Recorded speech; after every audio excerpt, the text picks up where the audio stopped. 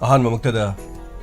ngasigi Pukning Warol thorom asigi damak midyang tabiri basing punama pujem sagurjamna taram nuksari kono na kurumjari ngasigi thorom asigi damak season azari ba number 9077282001 loina na khoi gi number screen da leizare loina na video call gi damak 7005707808 hari ba number ani sidani ngasigi thamjari ba number si loina na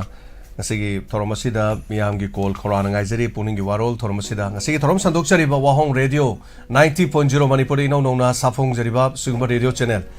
nomo gi miyam na sum support tobirak pana wahong radio gi mafam nomo gi pak sau tok pe hen lakli masi punamak asigi damak to su lam masigi sanale pas miyam puno puhana na kurum jari thorom asi ice com da yaw jari 129 home channel da thorom asi tv gi channel mamang da phambiri basing mayam puno mok sikai khum jari loina na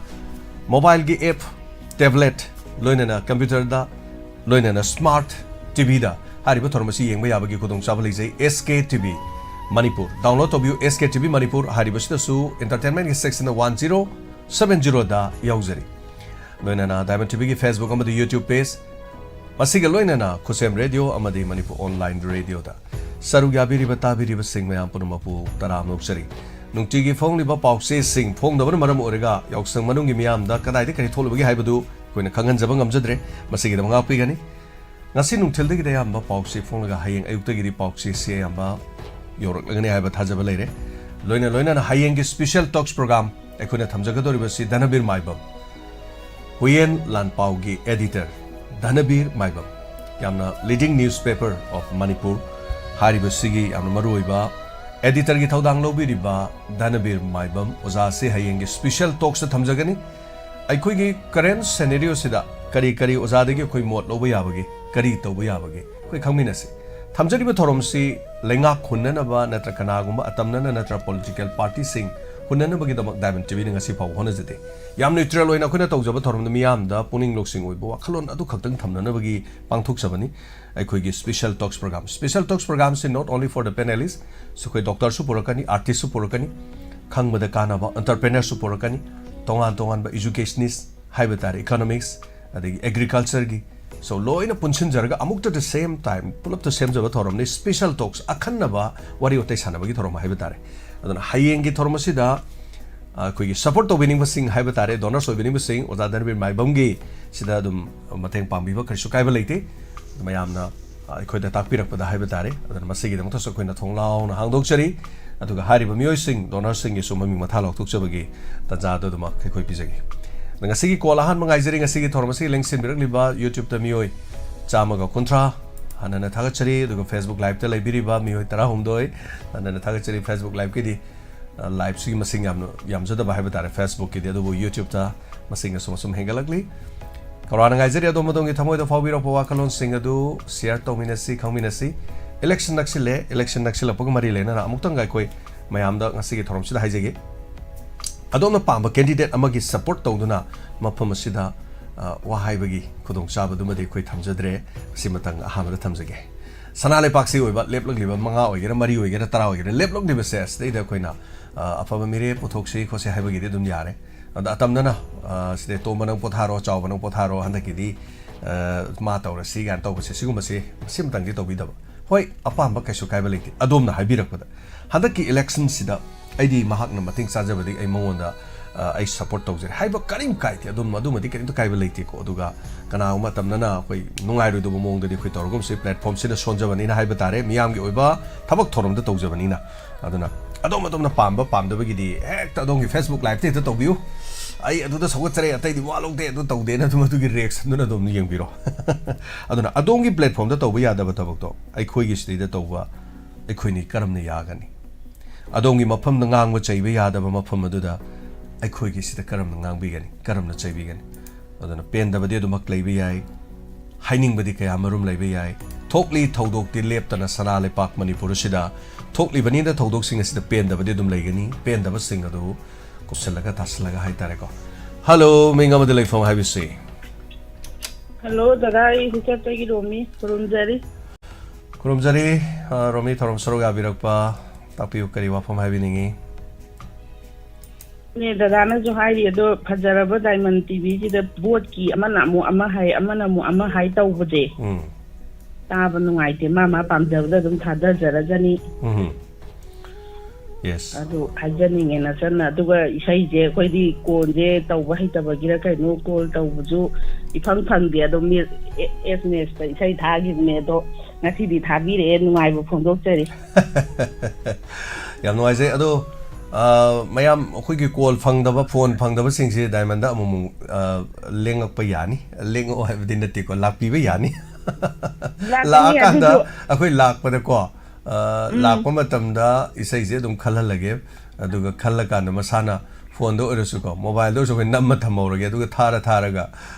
ꯂꯥꯛꯑꯒ ꯈꯟꯕꯁꯤꯡꯗꯨꯒꯤꯁꯨ ꯇꯧꯕ ꯇꯥꯔꯦ ꯍꯥꯏꯇꯥꯔꯦ ꯀꯩꯁꯨ ꯅꯠꯇꯦꯀꯣ ꯁꯨꯝ ꯊꯧꯔꯝ ꯌꯥꯎꯕ ꯐꯪꯗꯕꯗꯨꯒꯤ ꯐꯣन ꯐꯪꯃꯟꯗꯕ ꯀꯥꯡꯕꯨꯒꯤ ꯁꯨꯝ ꯍꯥꯏꯖꯇꯥꯔꯦ ꯐꯥꯒꯤ ꯑꯣꯏꯅ ꯍꯥꯏꯖꯔꯤꯕꯅꯤ ꯑꯗꯣ ꯂꯥꯛꯑꯒꯁꯨ ꯈꯨꯗꯣꯡꯆꯥꯕꯗꯨ ꯄꯤꯖꯒꯦ ꯍꯥꯏꯇꯥꯔꯦ ꯑꯩꯈꯣꯏꯒꯤ ꯏꯁꯩ ꯈꯟꯕꯒꯤ ꯄ꯭ꯔꯣꯒ꯭ꯔꯥꯝꯕꯨꯅ ꯍꯦꯛꯇ ꯀꯔꯤ ꯍꯥꯏꯅꯤ ꯏꯁꯩ ꯈꯜꯍꯧꯗ꯭ꯔꯒ ꯆꯔꯥ ꯍꯦꯟꯒꯗꯧꯕ ꯏꯁꯩ ꯈꯟꯗ꯭ꯔꯒ ꯍꯦꯛꯇ ꯑꯩꯈꯣꯏ ꯂꯩꯇꯧꯕꯗꯤ ꯀꯩꯁꯨ ꯂꯩꯕ ꯅꯠꯇꯦ ꯅꯨꯡꯉꯥꯏꯖꯕꯗꯨꯅꯤꯀꯣ ꯏꯃꯥ ꯏꯕꯦꯟꯁꯤꯡꯅ ꯐꯣꯟ ꯐꯪꯗ꯭ꯔꯦ ꯍꯥꯏꯕꯁꯨ ꯆꯨꯝꯃꯦ ꯃꯤꯗꯤ ꯌꯥꯝꯕꯅꯅꯤ ꯑꯗꯨꯅ ꯑꯩꯈꯣꯏꯒꯤ ꯁꯔꯚꯤꯁꯁꯤ ꯃꯤ ꯌꯥꯝꯃꯛꯄ ꯍꯦꯟꯖꯜꯂꯛꯄ ꯅꯣꯡꯃ ꯅꯣꯡꯃꯒꯤ ꯅꯨꯡꯁꯤꯕꯤꯕ ꯃꯌꯥꯝꯅ ꯍꯦꯟꯒꯠꯄꯤꯔꯛꯄꯗꯣ ꯑꯗꯨꯅꯅꯤ ꯍꯥꯏꯕ ꯇꯥꯔꯦ ꯊꯥꯒꯠꯆꯔꯤ ꯏꯆꯜ ꯃꯈꯥ ꯇꯥꯕꯤꯌꯨ ꯀꯔꯤ ꯍꯥꯏꯕꯤꯅꯤꯡꯕ ꯂꯩꯔꯤ ꯑꯗꯨꯒ ꯑꯩꯈꯣꯏꯒꯤ ꯐꯖꯈ꯭ꯔꯕ ꯁꯦꯡꯉꯕ ꯗꯥꯏꯃꯟ ꯇꯤꯚꯤꯁꯤꯗ ꯑꯩꯈꯣꯏꯒꯤ ꯑꯋꯥꯏ ꯑꯈꯨꯝ ꯇꯧꯅꯕꯁꯦ ꯑꯃꯅ ꯑꯃ ꯍꯥꯏꯔꯛꯑꯦ ꯀꯩꯅꯣ ꯃꯥ ꯍꯥꯏꯁꯦꯅ ꯈꯟꯊꯔꯒ ꯑꯩꯈꯣই ꯇꯨꯃꯤꯟꯅ ꯑꯗꯨꯝ ꯂꯩꯊꯣꯛꯑꯒ ꯃꯥ ꯍꯥꯏꯁꯤꯅ ꯁꯤꯅꯤ ꯃꯥ ꯍꯥꯏꯁꯤꯅ ꯁꯤꯅꯤꯅ ꯑꯩꯈꯣꯏ ꯂꯤꯁꯅꯔ ꯃꯌꯥꯝꯅ ꯍꯥꯏꯔꯛꯏꯁꯦ ꯇꯥꯔꯒ ꯑꯐꯕ ꯐꯠꯇꯕ ꯑꯩꯈꯣꯏ ꯂꯣꯏ ꯈꯪꯉꯤ ꯉꯥꯛꯇꯅꯦ ꯍꯥꯏꯕ ꯑꯃꯅ ꯑꯗꯨ ꯍꯥꯏꯈ꯭ꯔꯦ ꯑꯃ ꯑꯃꯨꯛ ꯈꯨꯝꯃꯛꯄ ꯑꯗꯨ ꯃꯁꯛ ꯌꯥꯝ ꯊꯤꯍꯜꯂꯦ ꯅꯆꯟꯅ ꯄꯥꯝꯖꯗꯦꯅ ꯍꯥꯏꯖꯅꯤꯡꯉꯤ ꯑꯗꯨꯒ ꯏꯁꯩꯁꯨ ꯑꯩꯈꯣꯏꯅ ꯑꯗꯨꯝ ꯁꯤꯡꯒꯔ ꯈꯨꯗꯤꯡꯃꯛꯀꯤ ꯏꯁꯩꯁꯦ ꯃꯣꯕꯥꯏꯜ ꯐꯣꯟꯁꯤꯗ ꯑꯗꯨꯝ ꯇꯥꯔꯕꯅꯤ ꯇꯤꯚꯤꯗ ꯂꯣꯏ ꯎꯔꯤ ꯉꯥꯛꯇꯅꯦ ꯑꯗꯣ ꯄꯥꯝꯖꯕꯗꯨꯗꯤ ꯁꯨꯝ ꯗꯥꯏꯃꯟ ꯇꯤꯚꯤꯁꯤꯗ ꯈꯣꯡꯍꯟꯅꯤꯡꯕꯒꯤ ꯁꯛꯍꯟꯅꯤꯡꯕꯒꯤ ꯑꯩꯈꯣꯏꯅ ꯈꯟꯖꯕꯩ ꯋꯥꯅꯤꯗ ꯑꯗꯨ ꯀꯣꯜ ꯇꯧꯕꯗꯤ ꯐꯪꯖꯗ꯭ꯔꯦꯅ ꯆꯟꯗꯦ ꯌꯥꯝ ꯅꯨꯡꯉꯥꯏꯖꯔꯦ ꯁꯔꯨꯛ ꯌꯥꯕꯤꯔꯛꯄ ꯆꯜꯀꯣ ꯊꯧꯔꯝꯁꯤꯗ ꯃꯦꯁꯦꯖꯇ ꯑꯣꯏꯅ ꯈꯜꯂꯦ ꯑꯗꯣ ꯃꯦꯁꯦꯖꯇ ꯈꯟꯕꯗꯣ ꯉꯁꯤꯗꯤ ꯃꯄꯥ ꯆꯥꯅ ꯑꯩꯅ ꯊꯥꯔꯨꯕꯒ ꯑꯩꯅ ꯈꯟꯈꯤꯕꯗꯨꯒ ꯃꯄꯥ ꯆꯥꯅ ꯍꯦꯛ ꯊꯥꯕꯤꯔꯛꯑꯦ ꯑꯗꯨꯅ ꯑꯩꯅ ꯏꯁꯣꯔꯅ ꯎꯄꯤꯔ ꯃꯥꯅꯦꯅ ꯍꯔꯥꯎꯖꯔꯦ ꯊꯥꯒꯠꯆꯔꯤ ꯌꯥꯝ ꯅꯨꯡꯉꯥꯏꯖꯔꯦ ꯁꯔꯨꯛ ꯌꯥꯕꯤꯔꯛꯄ ꯍꯣꯏ ꯊꯦꯡꯛ ꯌꯨ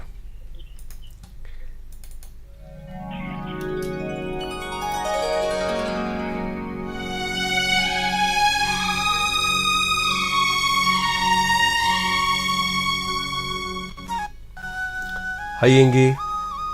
ꯁ꯭ꯄꯦꯁꯤꯌꯦꯜ ꯇꯣꯛꯁ ꯄ꯭ꯔꯣꯒ꯭ꯔꯥꯝꯗ ꯊꯝꯖꯔꯤ ꯑꯣꯖꯥ ꯗꯅꯕꯤꯔ ꯃꯥꯏꯕꯝ ꯍꯨꯌꯦꯜ ꯂꯥꯟꯄꯥꯎ ꯑꯦꯗꯤꯇꯔ ꯍꯥꯏꯔꯤꯕꯁꯤ ꯑꯣꯖꯥꯁꯤ ꯂꯦꯡꯁꯤꯟꯕꯤꯔꯛꯇꯅ ꯁꯔꯨꯛ ꯌꯥꯕꯤꯒꯅꯤ ꯃꯌꯥꯝ ꯁꯔꯨꯛ ꯌꯥꯕꯤꯌꯨ ꯁꯣꯏꯗꯅ ꯑꯗꯨꯒ ꯃꯄꯨꯡ ꯐꯥꯍꯟꯕꯤꯌꯨ ꯃꯁꯤꯒꯤꯗꯃꯛꯇ ꯑꯩꯈꯣꯏꯒꯤ ꯗꯣꯅꯔ ꯑꯣꯏꯕꯤꯅꯤꯡꯕꯁꯤꯡ ꯄꯨꯛꯆꯦꯜ ꯆꯥꯎꯔꯕꯁꯤꯡꯅ ꯍꯥꯏꯕ ꯇꯥꯔꯦ ꯉꯝꯖꯕ ꯈꯔꯒ ꯃꯇꯦꯡ ꯄꯥꯡꯕꯒꯤ ꯈꯨꯗꯣꯡꯆꯥꯕꯗꯨ ꯂꯩꯖꯩ ꯍꯥꯏꯕ ꯋꯥꯐꯝꯗ ꯊꯝꯖꯒꯦ ꯍꯜꯂꯣ ꯇꯔꯥꯝ ꯅꯣꯛꯆꯔꯤ ꯑꯩ ꯀꯩꯅꯣꯝꯇ ꯐꯣꯡꯗꯣꯛꯆꯒꯦ ꯁꯥꯔ ꯑꯩꯈꯣꯏꯒꯤ ꯃꯅꯤꯄꯨꯔꯗ ꯍꯧꯖꯤꯛ ꯍꯧꯖꯤꯛ ꯊꯣꯛꯏꯕ ꯑꯆꯧꯕ ꯏꯔꯥꯡ ꯍꯥꯏꯕ ꯇꯥꯔꯦ ꯂꯩꯕꯥꯛ ꯑꯋꯥ ꯑꯅꯥ ꯇꯥꯕ ꯂꯩꯕ ꯃꯇꯝꯁꯤꯗ ꯏꯃꯥ ꯏꯕꯦꯜ ꯃꯌꯥꯝ ꯑꯃꯅ ꯏꯂꯦꯛꯁꯟꯁꯤ ꯇꯧꯕꯤꯒꯅꯣꯅ ꯄ꯭ꯔꯖꯥꯅ ꯃꯌꯥꯝ ꯂꯥꯎꯏ ꯏꯂꯦꯛꯁꯟꯗꯤ ꯑꯗꯨꯝ ꯇꯧꯗꯣꯔꯦ ꯑꯗꯨꯒ ꯏꯂꯦꯛꯁꯟ ꯇꯧꯕꯤꯒꯅꯣꯅ ꯍꯥꯏꯕ ꯄ꯭ꯔꯖꯥꯅ ꯏꯂꯦꯛꯁꯟ ꯊꯤꯡꯕꯗꯤ ꯉꯝꯃꯣꯏꯕ ꯔꯥꯖꯅꯤꯇꯤ ꯋꯥꯂꯥꯁꯤꯡ ꯅꯠꯇ꯭ꯔꯒ ꯏꯂꯦꯛꯁꯟꯁꯦ ꯑꯃꯐꯥꯎ ꯂꯦꯞꯄꯤꯗ꯭ꯔꯒꯗꯤ ꯏꯂꯦꯛꯁꯟꯁꯦ ꯑꯗꯨꯝ ꯏꯟꯗꯤꯌꯥ ꯒꯣꯔꯃꯦꯟꯅ ꯀꯔꯤꯅꯣ ꯃꯈꯣꯏꯅ ꯏꯂꯦꯛꯁꯟ ꯀꯦꯟꯗꯤꯗꯦꯠ ꯊꯣꯔꯛꯇ꯭ꯔꯤꯁꯤꯗ ꯀꯔꯤꯅꯣ ꯃꯤꯠꯌꯦꯡ ꯑꯃ ꯆꯪꯉꯛꯐꯝ ꯊꯣꯛꯄꯅꯦꯕ ꯂꯦꯞꯄꯤꯗꯧꯔꯤꯕ ꯃꯌꯥꯝꯁꯤꯅ ꯑꯋꯥ ꯑꯅꯥ ꯇꯥꯕꯗꯣ ꯅꯥꯊꯩꯕꯤꯔꯝꯃꯒ ꯍꯧꯖꯤꯛꯇꯤ इलेक्शन जी याम कन्ना सोमना माइ ओंसन नदन लापजी प्रजा ने इलेक्शन थिंग देगो कैंडिडेट ऑफ द वोट लेपिदरगदी इलेक्शन जी मतोम द थिंग जने आइन थमजनी गी अदुबु अखोय इनरी वाफुन तारे द आउटर गी द हायरगसु अखोय गी नागा कुकी अनि सी गी आउटर इन मोय लेपन मोय अनि फाइल हम तौना जरसनो बा अदुगा अखोय गी कैनो द लेजरीबा अखोय गी आउटर सिंगबा तंपाकी मी लाख अनि समथिंग करे हेन बजिना अपाम अमदा खल्लगा माइना तौबिरगा तौरगा तौरे दो इनरगी सिद कैंडिडेट मैम तोगदी वोट तौबिनो ना हायरगा कैंडिडेट थोकद्रदी वोट तुम लेपदौने प्रजाना थिंगबुदि ngमोयबा सिमतंग आइन थमजनिंग बसा थागचरी अमुक्तंग पुलप तोगा बोचे तो येंगबद इंडियाना लेंगाक सिना करी हाइतरे मोइना थवा सारक्त्रिबसि थवा सादब ngमब्रे येंगसे तो तारेनि थागचरी मथांगी कोनादा खुदों साब पिजरी सरुगाबि होंदोपियो थोरमसि हेलो हेलो सर बहान खुलमजरी तरामुक्चरी ओजा तापिसि सर बहुल कादिगी शांत तापि ओजा ꯑꯩꯗꯤ ꯕꯣꯠꯀꯤ ꯋꯥꯗꯤ ꯍꯥꯏꯖꯔꯦ ꯃꯃꯥꯡꯗꯁꯨ ꯍꯥꯏꯈ꯭ꯔꯦ ꯍꯥꯏꯖꯔꯣꯏ ꯑꯍꯥꯟꯕꯒꯤꯁꯤꯗꯤ ꯁꯥꯔꯒꯤ ꯉꯔꯥꯡꯒꯤ ꯂꯤꯂꯥ ꯃꯤꯅꯝꯕ ꯑꯗꯨꯗ ꯑꯗꯨꯕꯨ ꯈꯛꯇꯗ ꯁꯥꯔꯒꯤ ꯈꯣꯟꯖꯦꯜꯁꯦ ꯇꯥꯇꯨꯛ ꯈꯣꯟꯖꯦꯜ ꯊꯣꯛꯑꯦꯕ ꯅꯤꯀꯦꯜꯒꯤ ꯃꯃꯥ ꯃꯄꯥ ꯁꯨꯕꯣꯟ ꯏꯕꯦꯌꯥꯏ ꯒꯥꯃꯩꯒꯤ ꯈꯣꯟꯖꯦꯜ ꯇꯥꯄꯤꯁꯛ ꯁꯥꯇꯌꯥꯏ ꯔꯥꯍꯨꯜ ꯁꯟꯇꯣꯁ ꯕꯤꯃꯣ ꯑꯗꯨꯗꯒꯤ ꯑꯦꯛꯁꯤꯗꯦꯟ ꯊꯣꯛꯄ ꯑꯃꯗ ꯅꯨꯄꯥ ꯑꯃꯒꯤ ꯈꯣꯟꯖꯦꯜ ꯑꯗꯨꯒ ꯅꯨꯄꯤ ꯑꯃꯒꯤ ꯈꯣꯟꯖꯦꯜ ꯑꯃꯁꯨ ꯌꯥꯎꯔꯤ ꯄꯨꯂꯤꯁ ꯁ꯭ꯇꯦꯁꯟꯗ ꯄꯥꯎ ꯄꯤꯕ ꯂꯥꯛꯄ ꯅꯨꯄꯥ ꯑꯃꯒꯤ ꯈꯣꯟꯖꯦꯜ ꯑꯗꯨꯒ ꯀꯩꯅꯥ ꯑꯣꯏꯒꯗꯧꯔꯤꯕ ꯁꯨꯅꯤꯒꯤ ꯃꯄꯥ ꯏꯔꯥꯕꯟꯇ ꯕꯤꯅꯣ ꯃꯃꯥ ꯑꯁꯨꯛ ꯌꯥꯝꯕ ꯈꯣꯟꯖꯦꯜ ꯊꯣꯛꯄ ꯉꯝꯕ ꯔꯤꯍꯥꯔꯁꯦꯜꯁꯨ ꯇꯧꯕ ꯅꯠꯇꯕ ꯁꯥꯒꯤꯁꯦ ꯈꯨꯗꯛꯇ ꯑꯗꯨꯁꯨ ꯁꯥꯒꯤ ꯒꯨꯟꯁꯤ ꯑꯗꯨꯛꯀꯤ ꯃꯇꯤꯛ ꯋꯥꯡꯉꯤ ꯍꯥꯏꯖꯒꯦ ꯇꯧꯕꯅꯤꯗ ꯊꯥꯒꯠꯆꯔꯤ ꯑꯣꯖꯥ ꯁꯥꯟꯇ ꯍꯣꯏ ꯁꯨꯕꯣꯟꯅ ꯍꯥꯏꯕꯗ ꯂꯨꯍꯣꯡꯒꯗꯧꯔꯕ ꯅꯨꯄꯥꯁꯤ ꯂꯥꯏ ꯐꯥꯎꯕꯅ ꯌꯦꯡꯁꯤꯜꯂꯤ ꯍꯥꯏꯔꯤꯕꯅꯤ ꯍꯥꯏꯕ ꯋꯥꯐꯝ ꯑꯗꯣ ꯌꯥꯝꯅ ꯆꯨꯝꯃꯦ ꯁꯥꯔ ꯍꯟꯗꯛ ꯆꯍꯤꯁꯤꯗ ꯂꯨꯍꯣꯡꯒꯗꯧꯔꯕ ꯅꯨꯄꯥ ꯑꯃ ꯃꯃꯥꯡ ꯆꯍꯤꯒꯤ ꯃꯥꯔꯆ ꯊꯥꯗ ꯂꯩꯈꯤꯗꯕ ꯑꯃꯒꯤ ꯐꯤꯔꯣꯏ ꯑꯣꯏꯅ ꯅꯍꯥꯟꯗ ꯑꯩꯁꯨ ꯆꯠꯆꯔꯨꯏꯕ ꯑꯗꯨꯁꯨ ꯑꯩꯈꯣꯏ ꯌꯨꯝꯅꯥꯝ ꯂꯩꯀꯥꯏ ꯉꯀ꯭ꯔꯥꯕ ꯂꯩꯔꯛꯇꯅꯤ ꯑꯃꯗꯨꯁꯨ ꯑꯇꯩ ꯀꯅꯥ ꯅꯠꯇꯦꯕ ꯑꯩꯒꯤ ꯍꯦꯛ ꯏꯅꯦꯒꯤ ꯃꯆꯥꯅꯤꯄꯥꯒꯤ ꯃꯆꯥꯅꯨꯄꯥ ꯏꯆꯥ ꯊꯣꯛꯏꯕ ꯑꯗꯨꯒ ꯑꯩꯒꯤꯁꯨ ꯍꯦꯛ ꯏꯆꯥꯅꯤꯄꯥꯁꯦ ꯂꯨꯍꯣꯡꯒꯗꯕ ꯆꯍꯤ ꯑꯃ ꯑꯅꯤꯗ ꯉꯥꯏꯔꯕꯅꯦꯕ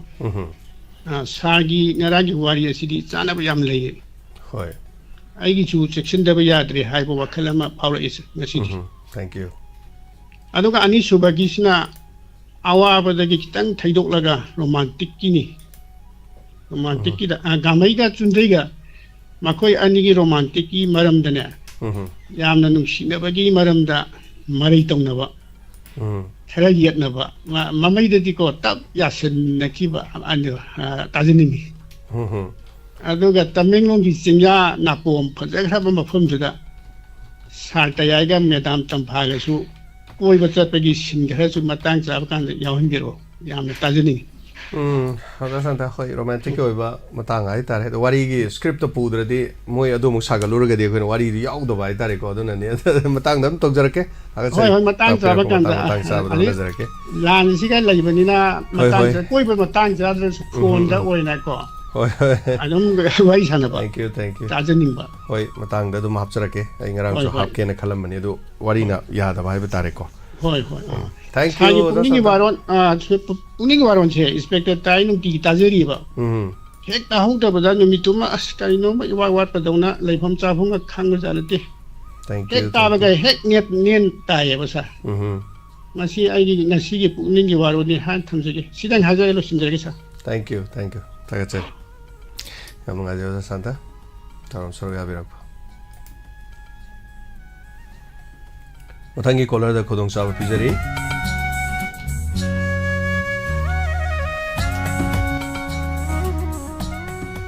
Hello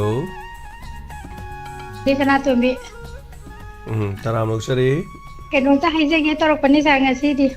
tapiu Akhoi gi wangai kendragi ngasi chengi le ward number 21 ne akhoi gi di Adu akhoi gi wangai kendragi subam lekai degi caller ma do ma program tabira madi moigi yembra yendabra su khangjaningi na ha moigi di shwen yen de haiba tu daina sum khanganing dana tawjarakpane adagi Sagi program yam nungai na tare hujikti olena koina chalubagi program kaino thagapirakudusu yenge adegi yauksangi special program ngaran su yam nungai e olena as yauksang male magi dress tuga yam nungai haijage sar aduga kolar ima mayam je isai sakpa yam haire Hoi, nomo sei sangnarakpada sei sakpa heire nomo gi yam nungai le aduga ima amakak maming di kaure sai tharaga thaki be sai ma ino ma tawe ma pukhawdagi ma mema adu masu yam nunsi haijage tawni sa sidan haijage thamjarage sa thank you so much tagachari Matangi caller da khodong chaba mu pijari saruga biu phongdo piu adongi thamoi da phawbirak pawa kalon sing Achari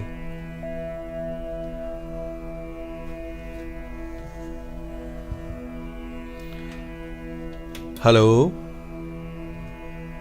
Sir, ay pagbisong tam na mong kamong din. Taramok seri tapiw. Sir, mayam so Pukning Warol kaga pungtong na rin na puktok sari. Habi. Koy Manipur se India ra tin bagi sahi humdrage puari leba state lamani. Adu ngasi bok sita koy intelligent person andagiti brigade officer singna moy aning mapamba mayam pungto la pasini ke thora ka to thokraba mayam ma advice pira la ki ni ngasi mung da kana am ta bi da ba mo khoi loi ware ba ngangman dana mo ji siga mari leina na khoi ge ngasi energy board lab board ki dam da thoi jing je khoi ge atopa state tagi lak pam ta na te Manipur le bak le hau te pukja gi ba chaw gi ba ming ha ka ne ba mokoi na yang ka ga matam da akoi gi Manipur gi awa ba je ta seng na thamoi seng na mateng pang ne na khang la ga tholo ke ming ha ta ne ba dei da khoi na khan do nen to ma tho pem ta de mokoi gi apam ba do khoi yeng ba ta ba ne aduga Tapiw. Akoina board ki maram sita ju yamna ngamoi matho sim ta de habade hantak ki lan ta kwai de thamoi songna wa gi ba wa ba sei thing phang de bi sam no bi kam su jang kai gi no ha ba matam da mama ha ba jing na ngasi nong da macha kai na gi ba ya wa ba mathomoi songna mami te ma pi ta ra ngasi bo se li li bane kana na kari to ri ge le ba sita kana na kari thalli kana na kari awal ma por ka ni ha ba jing je adu koi discussion na wa ni khang de exclusion person na nga mo da nipi koi Manipur da leiba nipi praja jing je adum haiti kano tona munna koi ge munna khanbi yu ni kan tholei ba mi jing je munna khala thada biu hai ba je kai gino hai ba dam da hai ri se kari gino hai ba dam da koi ge leiba koi ge sam nipi jing je yamna koi innocent oi na khanbi ba oi ju oi kai gino hai ba dam da kai na iba masa sing de kana na su